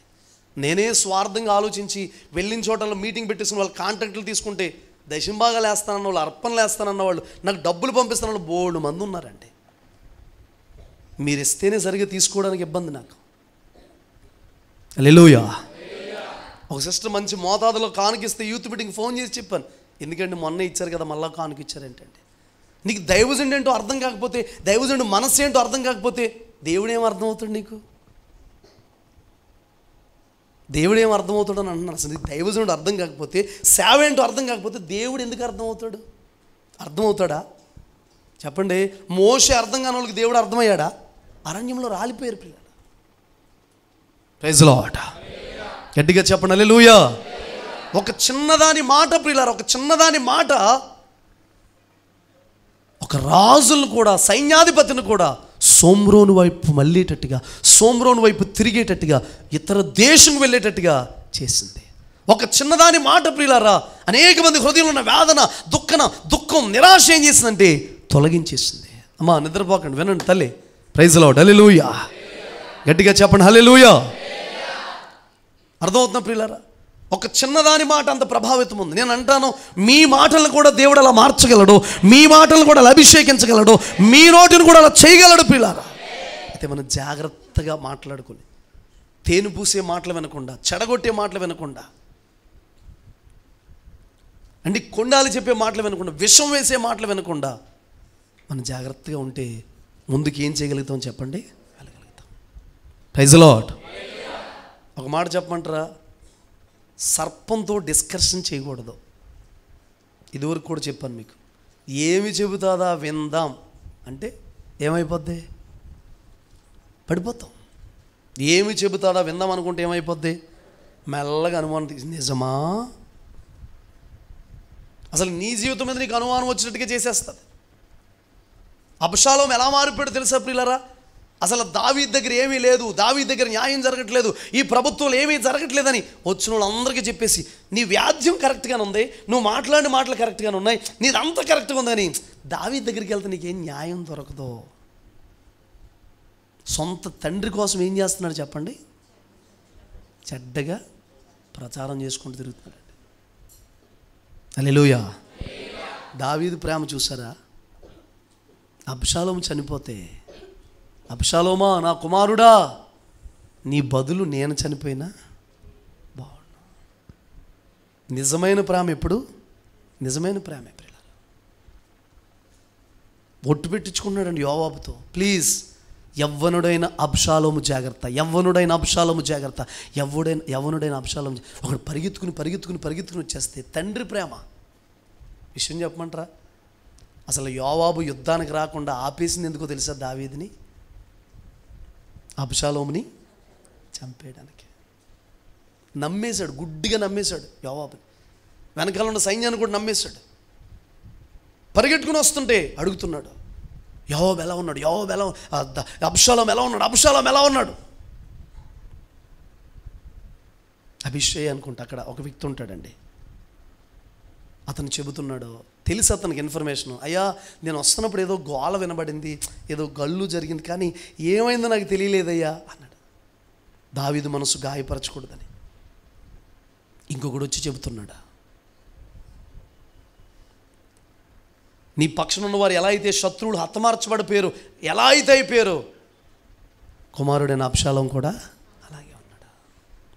హల్లెలూయా చెప్పేశాడండి. ఎంత బాధపడిపోయాడో దావీదు. Praise the lord. గట్టిగా చెప్పండి హల్లెలూయా. నేను ఒక మాట చెప్పనా? ఎవ్వరూ నాశనం అయిపోవాలని, పాడైపోవాలని, పతనం అయిపోవాలని, ఏదో అయిపోవాలని ఎప్పుడు నేను కోరుకోను, దైవజనురాలు కూడా కోరుకోదు. ఎవరికైనా గాయమైతే, ఇబ్బంది కలిగితే రహస్యంగా నేను ప్రార్థన చేస్తానండి వాళ్ళ కోసం. మొన్న కూడా ఒక సంఘటన కొరకు ప్రార్థన చేస్తే, ఆ సంఘటన నాకు కళ రూపంలో దేవుడు చూపిస్తే, ఆ మధ్యాహ్నమే ఆ సంఘటన దేవుడు నాకు తెలియజేశాడు. ఆ రోజే చూపించాడు దేవుడు తెల్లవారుజామున. ఆ మధ్యాహ్నం ఆ సంఘటన అంతా కూడా దేవుడు నాకు చూపించాడు. ఎందుకు చూపించాడు? ప్రార్థన చేస్తుంటే దేవుడు చూపిస్తాడు. మన గొప్పవాళ్ళమని కాదండి. Praise the lord. గట్టిగా చెప్పండి హల్లెలూయా. చూడండి ప్రియులారా, మీరు సంఖ్యాకాండం 14:8 వాక్యం చదవండి, తర్వాత 14:1 కూడా చదవండి. ముందు 14:8 చదువుతారా? యెహోవా మన యందు ఆనందించిన యెడల ఆ దేశంలో మనలను చేర్చి దానిని మనకిచ్చును. చాలండి. దీనికి ముందు ఏం జరిగిందో తెలుసండి? ఒక దుర్వార్త విని, ఒక చెడు వార్త విని ఇజ్రాయేలు సర్వ సమాజం కూడా ఎలిగెత్తి ఏడ్చారంట. Praise the lord.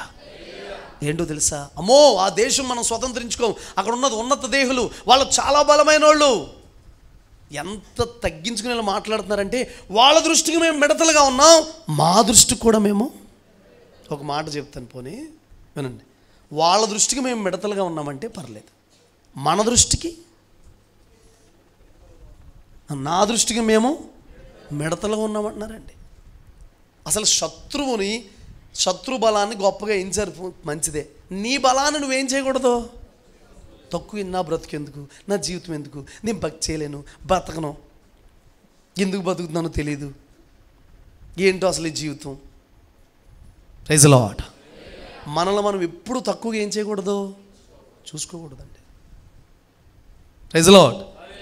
తగ్గించుకోవాలి, మనసులో తగ్గింపు ఉండాలి, తగ్గింపు కలిగిన మనసు ఉండాలి, అహంకారం ఉండకూడదు. కానీ మనల్ని మనం ఏం ఎందుకు పనికిరానండి, నా జీవితం ఎందుకో, నా బ్రతుకెందుకో, నేను ఉంటానేంటి, ఇలా మాట్లాడకూడదండి.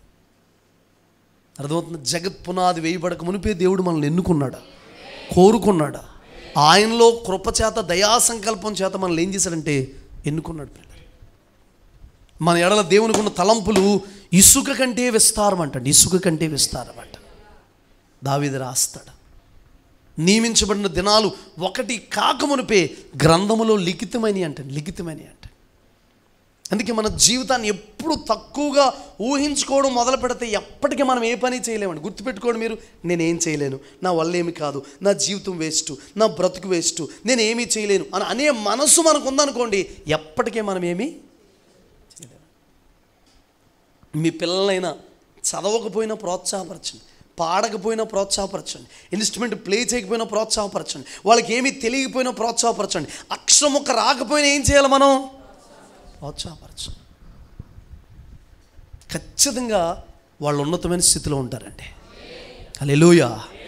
ప్రోత్సాహం, ఎంకరేజ్మెంట్ అనేది చాలా ఇంపార్టెంట్ అండి. అమెరికాలో చిన్న చిన్న పిల్లలు ఉంటారండి, వాళ్ళు పాట పాడితే ఏదైనా చేస్తే ఇతర దేశంలో వాళ్ళు ముద్దు పెట్టుకుంటారు, ఎంకరేజ్ చేస్తారో, చప్పట్లు కొడతారు. మన పిల్లలు పాడుతున్నారనుకో, ఈడే పాడేస్తున్నాడా, సీడీ పెట్టారా, ఈడే పాడేస్తున్నారంటారా, నిజంగా ఈడు పాడేస్తున్నాడా, బాబు ఎంత బాగుంది స్వరం, ఎప్పుడు నేర్చుకున్నాడో, ఇన్ని వివరాలు అడుగుతాం. ముందండి చప్పట్లు కొట్టి ఎంకరేజ్ చేయడం మానేసి. Praise the lord. ఏం చేయాలి మనం, ఎంకరేజ్ చేయాలి, పాడేవాళ్ళని ఎంకరేజ్ చేయాలి, ప్రోత్సాహపరచాలి. మనల్ని బట్టి మనకి తక్కువ అంచనా ఉండకూడదంట, మనల్ని బట్టి మనకి ఏం చేయకూడదు, తక్కువ ఆలోచన ఉండకూడదు, మనల్ని మనం క్రిటిసైజ్ చేసుకోకూడదు, మనల్ని మనం తక్కువగా మాట్లాడుకోకూడదు, మనల్ని మనం తిట్టుకోకూడదు. కొంతమంది తిట్టుకుంటానే ఉంటారు, పొద్దులైతే తిట్టుకుంటున్నాం. సరదాగా ఊరికి పిల్లలందరూ కలిసి చరణగాడు చెవులు ఇలా లాగి, జాన్సన్ గాడును మౌలిగాడు లాగి ఈ పక్క నుంచి లాగి, వీడు మొఖం చూడండి సేమ్ ఎలకలా ఉంటుందని అన్నారంట. బాధపడకండి వాళ్ళ తల్లిదండ్రులు.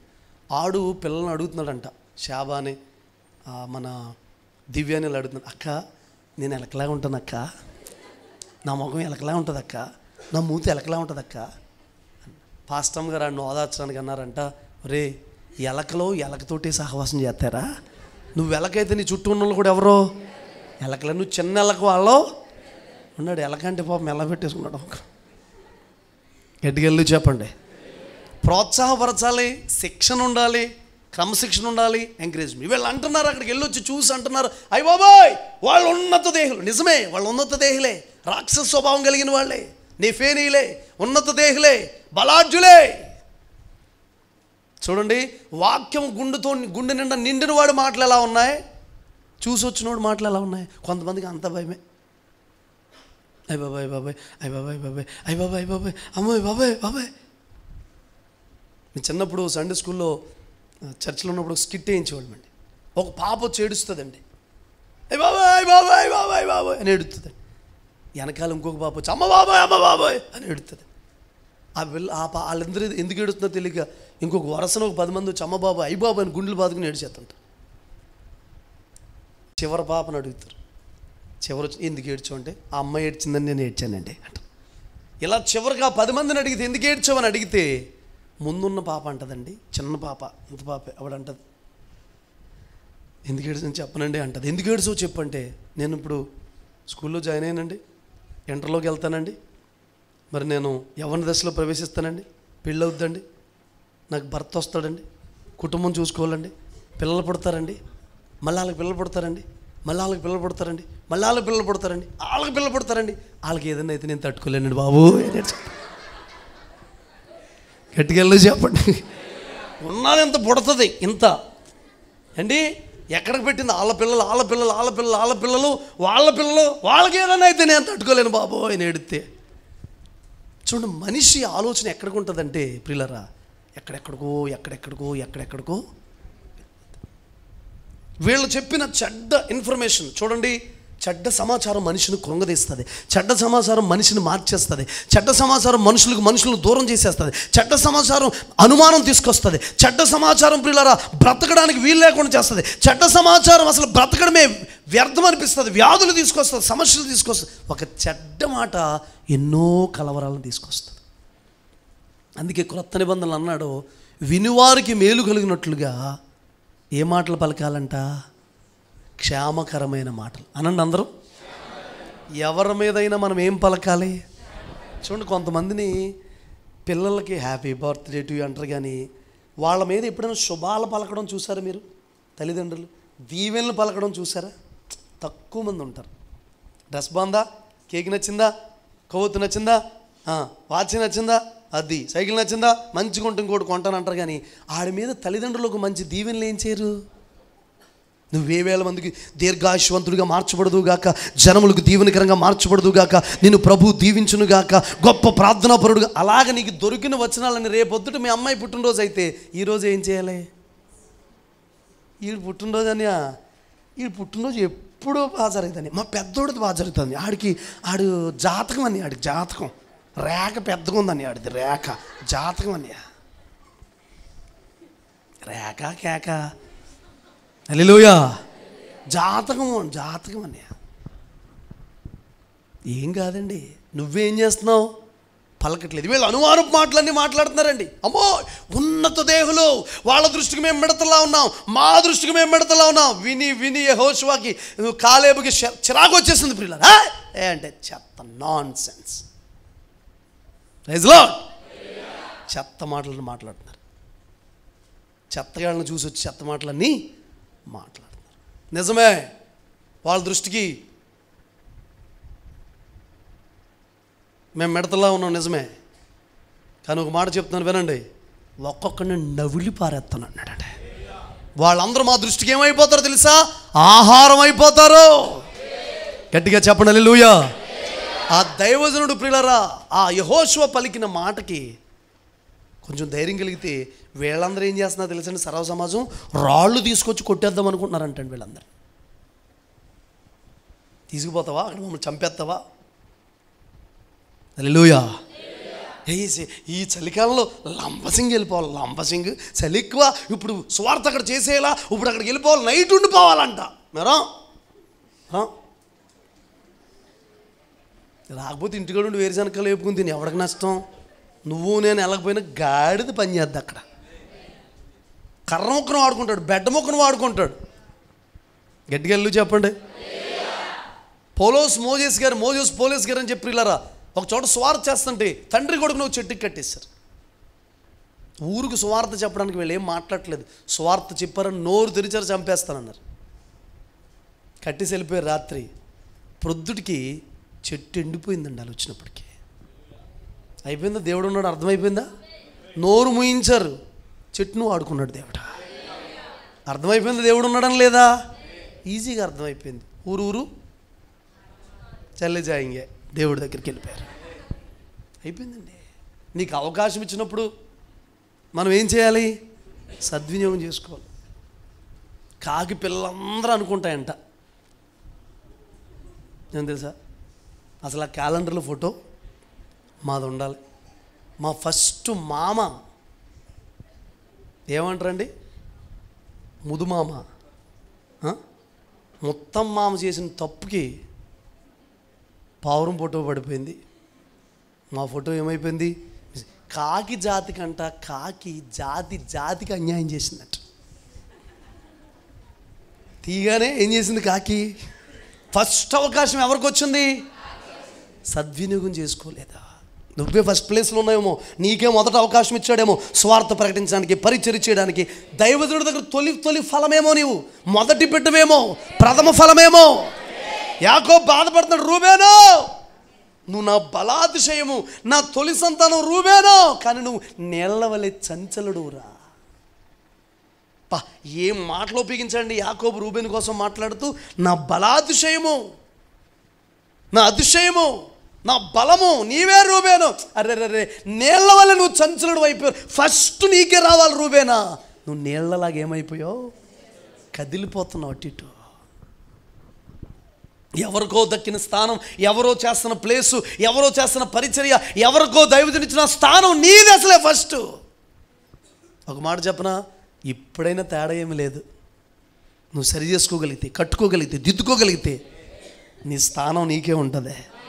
చూడండి, కొడుకు వెళ్ళిపోయాడని, ఇంట్లోంచి ప్రియులారా వెళ్ళిపోయాడని తండ్రి ఆ స్థానం ఎవరికైనా ఇచ్చేసాడా? చిన్న కొడుకు వచ్చే వరకు ఎదురు చూస్తూనే ఉన్నాడు. ఎదురు చూస్తున్నాడని మనకు ఎలా తెలుస్తుంది అంటే ప్రియులారా, అతను కనబడగానే వెళ్ళి మెడ మీద ఏం చేశాడు?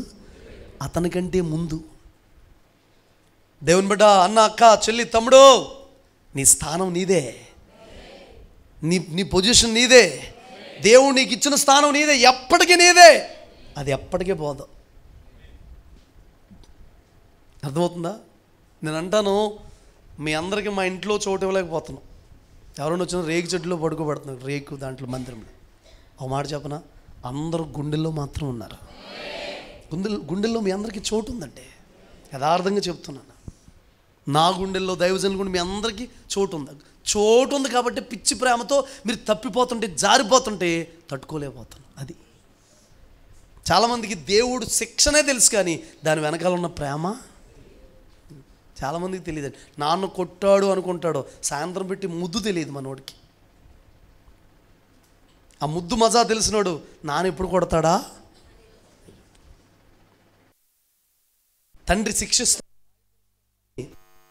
ఏం చేయాలి? శిక్షిస్తాడు, గాయపరుస్తాడు, కొన్నిసార్లు శిక్షకు అప్పగిస్తాడు, కానీ దాని వెనకాల ఆశీర్వాదం కోసం మనం ఏం చేయాలి? వెయిట్ చేయాలి. హల్లెలూయా. సర్వ సమాజం కూడా ప్రియులారా కేకలు వేస్తూ ఏడుస్తుంటుంటే యెహోషువ ఒక్కడి మాట బ్రతికించేసిందంటే, నేను అంటాను, కొన్నిసార్లు ఎంతమంది ఏడుస్తున్నా, ఎంతమంది గాయపరచబడుతున్నా, ఎంతమంది, అది దేవుని యొక్క శైలి అండి, దేవుని యొక్క విధానం అండి ప్రియులారా. అది ఎందుకు తెలుసా? గొల్లు చేసేవాళ్ళు, ఏడ్చేవారు, రోధించేవారు అనేక మంది ఉంటే చోటీయుడే అని యేసుప్రభు వెళ్ళి ఆ గొల్లు చేసేవారు మాటలు పట్టించుకోలేదంట, ఏడ్చేవారు మాటలు పట్టించుకోలేదంట. ఇంకా బ్రతకదు బోధకుడా, బ్రతకదు అమ్మ, ఇంకా జీవం లేదంటే ఆ మాటలేం పట్టించుకోకుండా చిన్నదాని దగ్గరికి వెళ్ళి తల్లి తాకుమి అన్నాడట. హల్లెలూయా. చిన్నదానా లెమ్ము, దిగ్గును లేచి ఆ బిడ్డ కూర్చుందంటే. Praise the lord. తల్లి తాకుమి. నీ ప్రయాణంలో ఎన్నో మాటలు వినబడతాయి, నువ్వు వెళ్తున్న యాత్రలు ఎన్నో మాటలు వినబడతాయి, ఎంతోమంది హేళన చేస్తారు, ఎంతోమంది నేను భయంకరంగా మాట్లాడతారు, పట్టించుకోవద్దు. ఉన్నత దేహులు కనబడినా పట్టించుకోవద్దు, నెఫేనీలు కనబడినా పట్టించుకోవద్దు, రాక్షస స్వభావం కలిగిన వారు కనబడినా పట్టించుకోవద్దు, నీకు ఎదురవుతున్న వాటి అసలు పట్టించుకోవద్దు. నీ కొరకు, నీ జీవితం కొరకు, నీ భవిష్యత్తు కొరకు, నీ బిడ్డల కొరకు దేవుడు ఏం చెప్పాడో, దేవుడు ఏం మాట్లాడుతున్నాడో, వాక్యం ఏం చెబుతుందో దాన్నే నువ్వు పట్టించుకోగలిగితే గమ్యానికి ఏం చేయగలుగుతావు? నేను సేవలోకి వచ్చిన కొత్తలో అన్నారండి ఒకరు, పాస్టమ్ గారు, నన్ను, మీరు అసలు జీవితంలో సేవ చేయలేరు, మందిరం కట్టలేరు, మీకు వాక్యం చెప్పడం రాదు, ఆరాధన చేయడం రాదు, పాడడం రాదు, మీ జీవితంలో అసలు మీరు ముందుకు వెళ్ళలేరు, అవ్వదో అన్నారు. నేను అన్నాను, చాలా కరెక్ట్గా చెప్పారన్నా మీరు, నాకు చేత కాదన్న పాడడం, ఆరాధన చేయడం, చెప్పడం నాకు చేత కాదు, పాస్టమ్ గారికి రాదు, నాకు రాదు, కానీ మమ్మల్ని పిలిచిన దేవుడికి వచ్చన్న ఆయన నడిపిస్తాడని చెప్పాడు. నిజమే, నిజమే పిల్లలు, మనకేమీ చేత కాదు, ఏమీ రాదు, పిలిచినోడు నమ్మదగినాడు, ఆయనే మలుచుకుంటాడు. సారిపోయి ఉన్న పాత్ర మనం ఆయనకి ఇష్టమైన పాత్రను చేసే వరకు ఆ మట్టిని విసిరేయకుండా పిల్లరా, ఒక కొమ్మరి దాన్ని ఏం చేస్తాడంటే రూపం వచ్చే వరకు చక్రం తిప్పుతూనే ఉంటాడు. సరైన రూపం వచ్చిన తర్వాత ఏం చేస్తాడు? ఆ కొమ్మరి సంతోషిస్తాడు. నేను అనొచ్చు, నీకు పరిచయం చేయడం రాదు, పాడడం రాదు, నిలబడడం రాదు, ఏమీ చేయడం రాదు, నువ్వు చేతగాని వ్యక్తి అనొచ్చు, ఓకే, కరెక్ట్గా చెప్పావన్నా. మీరు అన్నది 100% నిజమే. ఒక మాట చెప్పనా, మనం చేతగానోళ్ళు, కానీ మనం పిలిచిన దేవుడు చేతగానోడు కాదు కదా. చేతగానోడా? ఎంత చెడిపోయిన బాగు చేసే దేవుడు ఆయన. అసలు వీడు పనికిరాని అన్నవాడిని కూడా నిలబెట్టగలిగిన దేవుడు. మెంట్లోండి కూడా జ్ఞానం కలిగినోడు ఆశ్చర్యపోయేటట్టుగా ఒక మెంట్లోండి పిచ్చోడిని కూడా వాడుకోగలిగిన దేవుడు ఆయన. అసలు ఎందుకు పనికిరానోడు కూడా నిలబెట్టగలిగిన దేవుడు. గట్టిగా వెళ్ళి చెప్పండి కదా. అందుకే మనల్ని గురించి మనకేముండకూడదు, వీడెందుకు పనికిరాడండి, వేస్ట్ అండి, స్టాంప్ వేస్తారు, అందరూ రిజెక్ట్ చేస్తారు. నువ్వు గుర్తుపెట్టుకో తమ్ముడు, అన్న, చెల్లి, తమ్ముడు అందరూ నిన్ను రిజెక్ట్ చేస్తున్నారంటే, ఎక్కడికి వెళ్ళినా నీకు ఏమీ పని అవ్వట్లేదంటే, ఎవరు నిన్ను వద్దంటున్నారంటే, అందరూ నిన్ను కాదంటున్నారంటే, అందరూ నిన్ను త్రోసేస్తున్నారంటే, ఈడు శనిగాడ్రా అని అంటున్నారంటే గుర్తుపెట్టుకో. అందరూ ఎందుకు రిజెక్ట్ చేస్తున్నారంటే దేవుడు నిన్ను కోరుకుంటున్నాడు కాబట్టి. Praise lord. ఆ దేవుడు కోరుకోవాలని నిన్ను రిజెక్ట్ చేయాలి అందరూ. Praise lord. ఒక దైవజనుడు ఉండేవాడు నిడదవోల్లో. అన్ననంట ఇంచుమించుగా 150 బైబిల్ కాలేజ్ వాళ్ళు రిజెక్ట్ చేశారంట. ఎందుకో తెలుసా? అతను 2nd క్లాసే చదివాడని. ఆ రోజుల్లో నువ్వు బైబిల్ కాలేజ్ చదవడానికి అర్హుడు కాదు, అట్లీస్ట్ తక్కువ అనుకుంటే 10th అయినా ఏం చేయాలి? పాస్ అవ్వాలన్నారంట. విషయం చెప్పమంటారా? ఆయన దేవుడు ఎలా చేశాడో తెలుసండి. బైబిల్ కాలేజ్ వాళ్ళే ఆయన దగ్గరకు వచ్చి నేర్చుకునేటట్టుగా, ఆయన చెప్పిన వాక్యాలు ఎక్కడ ఉన్నాయన్నా మేము బైబిల్ కాలేజీలో కూడా నేర్చుకోలేదని నేర్చుకునేటట్టుగా చేశాడు. అదే డానియల్ అన్నండి, 2nd క్లాస్ చదివాడు అన్న. ఆయనకున్న పేరేంటి తెలుసండి? నడిచే బైబిల్. నడిచే బైబిల్. నీ చదువు లేదని ఫీల్ అవ్వకు, జ్ఞానం లేదని ఫీల్ అవ్వకు, తల్లిదండ్రులు లేరని ఫీల్ అవ్వకు, ఎవరూ లేరని ఫీల్ అవ్వకు, ఎవరు నన్ను పట్టించుకోవట్లేదు ఫీల్ అవ్వకు. అందరూ రిజెక్ట్ చేస్తున్నారా? ఎక్కడ పెట్టినా రిజెక్ట్ అయిపోతుందా? అసలు నువ్వు అడుగు పెడితే శూన్యమైపోతుందా? గుర్తుపెట్టుకో. విషయం చెప్పమంటారా? నేను ఎక్కడ పెడితే అక్కడ బూడిదండి ఇదివరకు. ఇప్పుడు కాదండో, ఎక్కడ అడిగేట బూడిదైపోయేది. మీకు చెప్పానుగా, ఒకటి చెయ్యి వంకరోడు ఉండేవాడండి, కాజాలు అమ్మేవాడండి. కాజాలు అమ్మితే ఒక 1000 రూపాయలు 10,000 పద్దిప్పిస్తానన్నాడండి నాకు. ఆడ దగ్గరికి వెళ్తే లోపల కూర్చొని కాలు మీద కాలేసుకుని కూర్చొని సిగరెట్ కాలుతూ పొగదు వాడు. నేనేం బయట. అది ఎలా ఉండేదంటే ఏదో సినిమాలో రౌడీ ఉండి ఏదో చేసుకుని ఆ టైప్లో ఉండేదండి. ఆడ చుట్టూ కుర్రోళ్ళు, వీడు గట్టిగా టెంట్ హౌస్ దగ్గర అద్దెకి ఫ్యాన్ తెచ్చి పెడితే ఎగిరిపోతాడట. ఆడి కోసం నేను ఎక్కడికి వెళ్ళేవాడు అంటే రైల్వే స్టేషన్ దగ్గర లోపల పాడైపోయిన ఇల్లు ఉండేవాడు. ఆడు ఉండటం కూడా ఈడు 10,000 ఎలా ఇస్తాడని వెళ్ళారన్నట్టు మరి వెళ్ళిపోయినప్పుడు అవసరం వెళ్ళిపోతే రేపు రమ్మని చెప్పు అని వాడు సిగరెట్ పొగూత్తా. ఒకరోజు వెళ్ళిపోయి ఆడిని అసలు పీకట్టుకుని నొక్కేద్దామన్నంత కోపం వచ్చేసింది. వీడు చెయ్యి ఏంటి, వీడు గొడవ ఏంటి, వీడు సిగరెట్ ఏంటి, వీడు పొగ ఏంటి, వీడి కాజాలేంటి, వీడు గొడవ ఏంటి, ఏంటి ప్రభా అంటే నిన్ను ఎవడు వెళ్ళమన్నాడు రా ఆయన దగ్గరికి అని అడిగాడు దేవుడు. నిజమే ప్రభా, నిన్ను వదిలేసి కాజాలోడి దగ్గరికి వెళ్ళిపోయి రోజూ తిరుగుతున్నానయ్యా, ఇబ్బంది పడిపోతున్నాను, చాలా ఇబ్బంది పడిపోతున్నాను, ప్రార్థన చేయన్నాడు దేవుడు. ఆశ్చర్యరీతిగా దేవుడు ఏం చేశాడంటే సహాయం చేశాడు. అంటే మీకు సరిగ్గా చెప్పాలంటే 1000 రూపాయలు ఎవడైనా నిడదవోల్లో నాకు అప్పిస్తాక నమ్మేవాళ్ళు కాదండి. 1000 రూపాయలు ఎక్కడికి వెళ్ళినా రిజెక్టే. ఆ వ్యాపారంలో పాస్టమ్ గారి వస్తువులన్నీ తీసుకెళ్ళి అమ్మేసి వ్యాపారంలో పెట్టుకోండి. పాస్టమ్ గారు నా చేతులలో పడియా ఆ షాప్ దగ్గర పెట్టుకుని నేను ఒక ఖాతా పెట్టేసుకున్నాను మార్వాడి అతని దగ్గరండి. ఈ తాకట్టు పెడుతున్నాను డబ్బులు ఇవ్వండి అని మళ్ళా వెళ్ళి ఏం చేసేవాడిని, దాన్ని అమ్మేసేవాడిని. వస్తువులు వేయండి అని అడిగితే బూడిద. ఎక్కడ అడుగు పెడితే అక్కడేంటి బూడిద, మొత్తం బూడిద. మన దేవుడికున్న గొప్పతనం ఏంటంటే బూడిదకు ప్రతిగా పూదండ కాదు, బూడిదకే అందాన్ని ఇస్తాడట. నీ జీవితం అంతా బూడిద అంటున్నారా? వేడుకగా మార్చేస్తాడా, దీవెనకరంగా మార్చేస్తాడు. 30 మంది సేవకులు ఉన్నారండి. రాత్రి నేను వాక్యం చెప్పడానికి వెళ్ళిన దగ్గర మొత్తం అంతా 20 నలుగురు పెద్దలాగా ఉంటారండి. ఒక 30 మంది ఉంటారేమో, కిందోళ్ళు పైనోళ్ళు కలిపి. వాళ్ళందరిలో చిన్నపిల్లలు ఉండి వయసులో అన్నింటిలో ఆ పాస్టర్ గారిని పిలిచి వాక్యం చెప్పి అభిషేకం ఇవ్వడానికి దేవుడు అవకాశం ఇస్తుంటే దేవుడిని అంతగా స్తుతించుకున్నాను. వచ్చిన తర్వాత నా హృదయం అంతా కూడా ప్రభువా నా జీవితం ఎక్కడ, నేను ఎక్కడ. అందులో చాలామంది హోలీ స్పిరిట్ యాక్సెప్ట్ చేయరంట. పరిశుద్ధాత్మ కోసం కూడా చెప్పాను సందర్భం వచ్చేసి, చెప్పేసి భోజనం చేస్తారని చేయరని టక్కమని మాయమైపోయి వచ్చాను. అంతే కాసేపు లోపల కూర్చొని. దేవుడు నమ్మదగినోడండి. నీ జీవితం కోసం నువ్వేం చేసుకో, తక్కువగా మాట్లాడుకోవద్దు. దేవుడికి చదువు అవసరం, దండం అవసరం, దాస్తం అవసరం లేదు. ఉన్నా పర్వాలేదు, లేకపోయినా పర్వాలేదు, వాడుకుంటాడు. ఒక్క మాట చెప్పనా, మనిషిలో లోపం ఉండొచ్చు కానీ, అవయవాల్లో లోపం ఉండొచ్చు కానీ మనసులో లోపం ఉండకూడదు. అదొక్కటి నువ్వు జాగ్రత్తగా కాపాడుకోగలిగితే నిలబెడతాడు అంటున్నాడు. వాళ్ళందరినీ ఆహారం అయిపోతారు, మేసేస్తాను ఒక్కొక్కడిని. అయ్యి బాబోయ్, చంపుతానంటలేదు, యుద్ధం. చూసారండి, దైవజనులకి భక్తులకి కరెక్ట్గా ఎదిగితే అందరూ కొట్టిన డైలాగులు కొట్టరాళ్ళ. నువ్వు అనొచ్చుగా ఇలాగా, నా అప్పులో అందరూ నేను నవ్వులేస్తాను అనొచ్చుగా. ఇప్పుడు అంట్లో అలా చూస్తున్నారేంటి? దాని అర్థం ఏంటి? అప్పులో నవ్వులేస్తానంటే అప్పులు తీరిపోతాయి. పొద్దుట లెగిస్తే పదే పదే తలుపు తీయడమే అప్పుడు వాళ్ళు మీ ఇంటికి వస్తున్నారు. ఆ పరిస్థితి ఎంతో కాలం ఉండదు, ఆ కన్నీళ్ళు ఎంతో కాలం ఉండదు. కానీ చెబుతున్నాను, ఆ అనుభవం గుండా వెళ్తాను, నీవు నమ్మకం ఉండి చాలు. ఆ బాధ గుండా వెళ్తాను, నువ్వు నమ్మకం ఉండి చాలు. పొద్దుట లెగిస్తే నీ జీవితంలో తిట్లేనా, నిందలేనా, అవమానాలేనా, నిద్రపోయి లెగిస్తాననే భయమా, ఇంటికాడ ఉండడానికి భయమా? మీకు తెలుసండి, అప్పులోళ్ళకి భయపడిపోయి మా ఇంటికి వచ్చేస్తారని నేను పారిపోయి డానియల్ అని ఉన్నారని మేరమ్మ గారి ఇంటికాడ ఉండేవాడిని. నేను ప్రొద్దుట వెళ్ళిపోయి సాయంత్రం వరకు అక్కడే ఉండేవాడు. అక్కడ బస్ స్టాండ్ దగ్గర రంగాప్రసాద్ గారు వాళ్ళు ఉంటారు కదండి, వాళ్ళ ముందు నుంచి వెళ్తా కర్చీఫ్ కట్టేసుకుని ఇలా వెళ్ళేవాడు నేను కనబడకుండా. వాళ్ళు నాకంటే స్కానర్ ఏమో, వాళ్ళు ఏం చేసేవారంటే కర్చీఫ్ కట్టుకుని ఆపేసి బండి తీసుకెళ్ళి అమ్మేసుకున్నారండి. ఒకసారి అప్పులతో నలిగిపోతున్న వాళ్ళు నేను చెబుతున్నాను, ఒక చిన్న సీక్రెట్ చెప్తున్నాను. దశమభాగం విషయంలో నమ్మకంగా ఉండండి.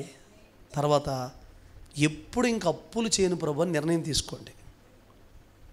అప్పుడు మీ జీవితంలో దేవుడు ఏం చేస్తాడో అదే. నిన్ను తక్కువగా మాట్లాడుకోవద్దు, తక్కువగా చూడుకోవద్దు, నా జీవితం వేస్ట్ అనుకోవద్దు. ఈరోజు చెప్పనా, మీలో చాలామంది చాలా ప్రశ్నలతో దేవుని మందిరానికి వచ్చారు. ఈరోజు చాలా ప్రశ్నలతో వచ్చారు. ఆ ప్రశ్నలన్నిటి కూడా దేవుని దగ్గర జవాబు ఉంది. యేసు ప్రభు దగ్గరికి ప్రశ్నలు పట్టుకుని వచ్చి, ప్రియులరా, ప్రశ్నలుగా పట్టుకుపోయే వాళ్ళు ఎవరు కూడా ఖచ్చితంగా ఆ పక్కన ఆన్సర్ ఉంటుంది. నువ్వు రాయలేవు, నీ వల్ల కాదు. ఆ ప్రశ్న ఏంటో నీకు అర్థం కాదు కూడా, దానికి ఆన్సర్ ఏంటో నీకు తెలియదు. వింటున్నారా? హలో, పేపర్ పట్టుకుని ప్రభు దగ్గరికి వచ్చావు, పేపర్ పట్టుకుని ప్రభు దగ్గరికి వచ్చావు, అంతా ప్రశ్నలే. ఇక్కడ ప్రశ్నలు, ఇటుపక్క ప్రశ్నలు, వీటికి జవాబు లేదానికి ఇంకొక దాంట్లో ప్రశ్నలు ఉన్నాయి. విషయం చెప్పమంటారా? అసలు దీనికి ఏం ఆన్సర్ రాయాలి, ఏమి చేయాలి, ఎలా రాయాలని బాధపడిపోతుంటే నేను చెబుతున్న మాట ఏంటంటే, దేవుడే స్వయంగా తన చేతితో నీ ప్రశ్నకి ఏం చేస్తాడంటే ఆన్సర్ ఇస్తాడు, ఆన్సర్ రాస్తాడు. ఆన్సర్ పేరేంటో తెలుసా ప్రియులారా? Jesus. Jesus. Praise the lord. గట్టిగా నువ్వు చెప్పండి. ఆ జవాబు పేరేంటి? సరే, ఒక్క మాట అడుగుతున్నాను, చెప్పండి. మరి ఎందుకు ఆ జవాబు మన జీవితంలో నిలిచి ఉండట్లేదు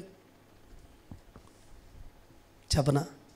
దేవుడు ఆల్రెడీ అక్కడ ఆన్సర్ రాసిన తర్వాత మరలా నువ్వు పెన్న పట్టుకుని ఏం చేస్తున్నావంటే నీ సొంత ఆన్సర్లు రాస్తున్నావు. మరలా నీ ప్రశ్నకు ఒక జవాబు ఇచ్చాడు, ఆన్సర్ రాశాడు దేవుడు. జవాబు ఇచ్చిన తర్వాత కూడా మరలా ఏం చేస్తున్నారో తెలుసండి చాలామంది, దానికి ఇంకొక ఆన్సర్ రాసుకుంటారు. వద్దు, దేవుడిచ్చిన ఆన్సర్ కొరకే మనం ఏం చేయాలి? ప్రార్థన చేయాలి. దేవుడిచ్చిన జవాబు కోసమే ప్రార్థన చేయి. వద్దు, దేవుని బిడ్డ, ఎంతవరకు నిన్ను నువ్వు తక్కువగా అంచనేసుకున్నావో, తక్కువగా మాట్లాడుకున్నావో వాటన్నిటిని కూడా దేవుని క్షమించమని అడుగు. ఎందుకో తెలుసండి, ఒక మనిషిని మనం తిట్టినా, ఒక మనిషిని నిందించిన, ఒక మనిషి కోసం మాట్లాడినా, దేవుని పోలికలో ఉన్న మనిషిని ఏం చేసినట్టు? మనం నిందించినట్టే. మనల్ని మనం తిట్టుకున్నా ఎవరిని తిట్టినట్టు? మీకు చెబుతున్నాను వినండి. చెన్నై ఒకసారి ఇజ్కియానా దగ్గరికి వెళ్ళి నేను వస్తున్నాను, ముగించేస్తాను. రైల్వే స్టేషన్కి వచ్చినప్పటికీ నల్లగా ఉంటారు వాళ్ళే. ఎవరండి? వెస్ట్ ఇండీసా, నీగ్రోస్ ఉంటారు కదండి. వాళ్ళు కర్లింగ్ హెయిర్ కింద చిన్న చిన్న చిన్న చిన్న చిన్న చిన్న జుట్టు కింద ఉంటే, నాతో తమ్ముడు నల్లగా ఉన్నాడండి. ఉంటే నాతో అతను ఉన్నాడో వాళ్ళు ఉన్నారు. నేను సరదాగా అక్కడ మంచిగా ట్రైన్ అప్ అయి మంచిగా రేపబడి వస్తున్నాను, పరిశుద్ధాత్మతో నింపబడి వస్తుంటే పిల్లరా, నేను సరదాగా వ్యక్తిని చూసి అన్నాను, నా పక్కన ఒక తమ్ముడు ఇతన్నే మన చర్చిలో ఎవరన్నా వైట్గా ఉన్న అమ్మాయికి చేసేద్దాం, కంగారు పడకండి, వైట్గా ఉన్నాడు చేసేద్దాం అని అంటే, వెంటనే పరిశుద్ధాత్మ లోపల నుంచి అంటున్నాడు, అతడు నా పోలిక, దేవుడు అతను నాకు నచ్చాడు, అతను నా పోలిక, నువ్వెవరు అతను తక్కువగా మాట్లాడడానికి ఒక స్వరం వినపడుతుంటే వెంటనే నేను, ప్రభువా నన్ను క్షమించండి ప్రభువా, తప్పుగా మాట్లాడనయ్యా, నీ పోలికలో ఉన్న వ్యక్తి, అంత నల్లగా ఉన్న వ్యక్తి కూడా ఎవరి పోలిక? అతను. నువ్వెవరి పోలిక? నిన్ను ఎలా చేశాడు దేవుడు? ప్రత్యేకంగా చేశాడు. లోకమంతటిని మాటతో చేశాడంట. నిన్ను, నీ షేపు, నీ ముక్కు షేపు, చెవుల షేపు, అది డిప్ప చెవులైనా, ఎత్తి చెవులైనా, కర్లింగ్ హెయిర్ అయినా, సాఫ్ట్వేర్ అయినా, నల్లముఖమైనా, దెబ్బ ముక్కైనా, పళ్ళు ఎత్తైనా ఎవరు చేశారు నిన్ను? ఎవరన్నా నీ పళ్ళు ఎత్తేంటారు? ఆగా, ఏం మాట్లాడుతున్నా అసలే? నా పళ్ళు స్వయంగా ఎవరు చేశారు? జాగ్రత్తగా ఉండు. కొంతమంది క్రొక్లేన్లా ఉంటాయండి పళ్ళు. ఇలా దిగి ఇలా మట్టి తీసినట్టు. అయినా కూడా ఎవరు పోలికది చెప్పట్లేదు కొంతమంది. ఆ ఎత్తుపళ్ళు ఉన్న వాళ్ళు కవర్ చేసుకుని నవ్వట్లేదండి. హల్లెలూయా, గట్టిగా చెప్పండి. మనల్ని మనం ఏం చేసుకోకూడదు దేవుని బిడ్డలారా? తక్కువ చేసుకోండి. మిమ్మల్ని మీరు తక్కువ చేసుకోవద్దు, అలాగని హెచ్చించుకోమని కాదు. తగ్గించుకునే దగ్గర మనం ఏం చేయాలి? తగ్గించుకోవాలి. Praise the lord. నిన్ను నువ్వేం చేయాలి? ఫస్ట్ నీ మీద నీకు నమ్మకం ఉండాలి. అది లేకపోతే ఎంతకాలమైన భక్తి? నేను ఉండలేనండి, నిలకడగా ఉండలేనండి, జారిపోతానండి, ఎవరో ఒకరు నన్ను ప్రోత్సాహపరచాలండి, ఎవరో ఒకరు నిలబెట్టాలి. వెళ్ళదు భక్తి, వెళ్ళదండి ఆ భక్తి. హల్లెలూయా. నేను నిలబడగలను, నన్ను పిలిచినోడు నమ్మకమైన వాడు, నా విమోచకుడు సజీవుడు, నన్ను నిలబెడతాడు. అన్ని శ్రమల్లో యోబేమంటున్నాడు తెలుసా? నా విమోచకుడు సజీవుడు. మీరు ఆ శ్రమల్లో, ఆ భయంకరమైన పరిస్థితుల్లో నిలబడాలంటే ఒకటి వాక్యం ప్రార్థన, వాక్యం ప్రార్థన, సహవాసం. అదే మిమ్మల్ని ఏం చేస్తుంది? నిలబెడుతుంది. Praise the Lord. యోహాను సువార్తలో చదవవలసినది కానీ పిల్లలు చదవవలసినది 4వ అధ్యాయంలో చదవవలసినది కానీ 39, 40, 41, 42లో మనం చూస్తే, నేను చేసినవన్నీ నాతో చెప్పిన వారిని నేను కనుగొన్నాను రండి అని చెప్తుందండి. వాళ్ళు ఆమె చెప్పిన తర్వాత వాళ్ళు ఇస్తున్న ఒక స్టేట్మెంట్ ఏముందో తెలుసండి మీకు? ఆ ఒక్క మాట మీరు చూడండి ఒకసారి. 4వ అధ్యాయం పిల్లరా, యోహాను సువార్త 4వ అధ్యాయంలో ఆ ఒక్క మాట మీకు చూపించాలని ఆశపడుతున్నాను. ముగించేస్తాను. 42 చదువుతారా? మా మట్టుకు మేము విని ఈయన నిజముగా లోకరక్షకుడని తెలుసుకొని నమ్ముచున్నామని. 41 కూడా చదువమ్మా. ఆయన మాటలు వినినందున ఇంకను అనేకులు నమ్మి ఆ స్త్రీని చూచి, ఇక మీదట నీవు చెప్పిన మాటను బట్టి కాక మా మట్టుకు మేము విని ఈయన నిజముగా లోకరక్షకుడని తెలుసుకొని నమ్ముచున్నామని. Praise the lord. స్త్రీలు చెప్పిందంట ప్రియులారా, స్త్రీ చెప్పింది. ఆమె మాట విని ఊరు కూడా యేసయ్య దగ్గరికి ఏం చేస్తున్నారు చెప్పండి? వచ్చేస్తున్నారు. నువ్వు చెప్పిన మాటలు బట్టే కాదు, నువ్వు చెప్పిన వాటిని బట్టే కాకుండా మేము కూడా తెలుసుకుని దగ్గరికి వచ్చి పరిశీలన చేసి లోకరక్షకుడని నమ్మాం. మిమ్మల్ని ఎలా మార్చాలో తెలుసా? దేవుడు రెడీగా ఉండండి ఆమె అనడానికి. కాసుకుని ఉండండి, ఆమె కాసుకుని ఉండండి, చేతుల పైకి ఎత్తి ఉండండి అని. అది పిడుగు పడితే కాయడం కాదు, కాసుకొని ఉండండి. ఏంటో చెప్పనండి, మీరు యేసు ప్రభు కోసం ఎవరికైనా చెబితే వాళ్ళు వచ్చి ఏమన్నా తెలుసా? అమ్మ నువ్వు చెప్పిందే కదమ్మా, మంచి దేవుని పరిచయం చేసావు, ఇంకా మేము పరిశీలనగా తెలుసుకున్నామమ్మా, రక్షణ పొందేస్తున్నామమ్మా అన్నట్లుగా మీ మాటలు మారిపోవాలి. ఎక్కడ పని చేస్తే, మీరు ఎక్కడ డ్యూటీ చేస్తే అక్కడ 100 మందిని రక్షించేటట్టుగా మార్చబడిపోవాలి. ఇదిగో మీ నోటిని ఇప్పుడు ప్రభు అలా అభిషేకిస్తున్నాడు, మీ నోటిని ఇప్పుడు ప్రభు అలా నింపుతున్నాడు, మీ నోటిలో ప్రభు శుద్ధి చేస్తున్నాడు, మీ నోటిని ఇప్పుడు ప్రభు అలా అభిషేకిస్తున్నాడు. పొందుకోండి ఆ కృపను పొందుకోండి. ఐ రిసీవ్ అని చెప్పండి, కళ్ళు మూయండి, పొందుకోండి ప్రియులారా, పొందుకోండి. నువ్వు చెబితే ఇతరులు మారాల్సింది, నువ్వు చెబితే ఇతరుల ప్రభు దగ్గరికి రావాల్సింది, నువ్వు చెబితే ఇతరుల ప్రభు దగ్గరికి సమీపించాల్సింది, నువ్వు చెబితే కొట్టావు మోక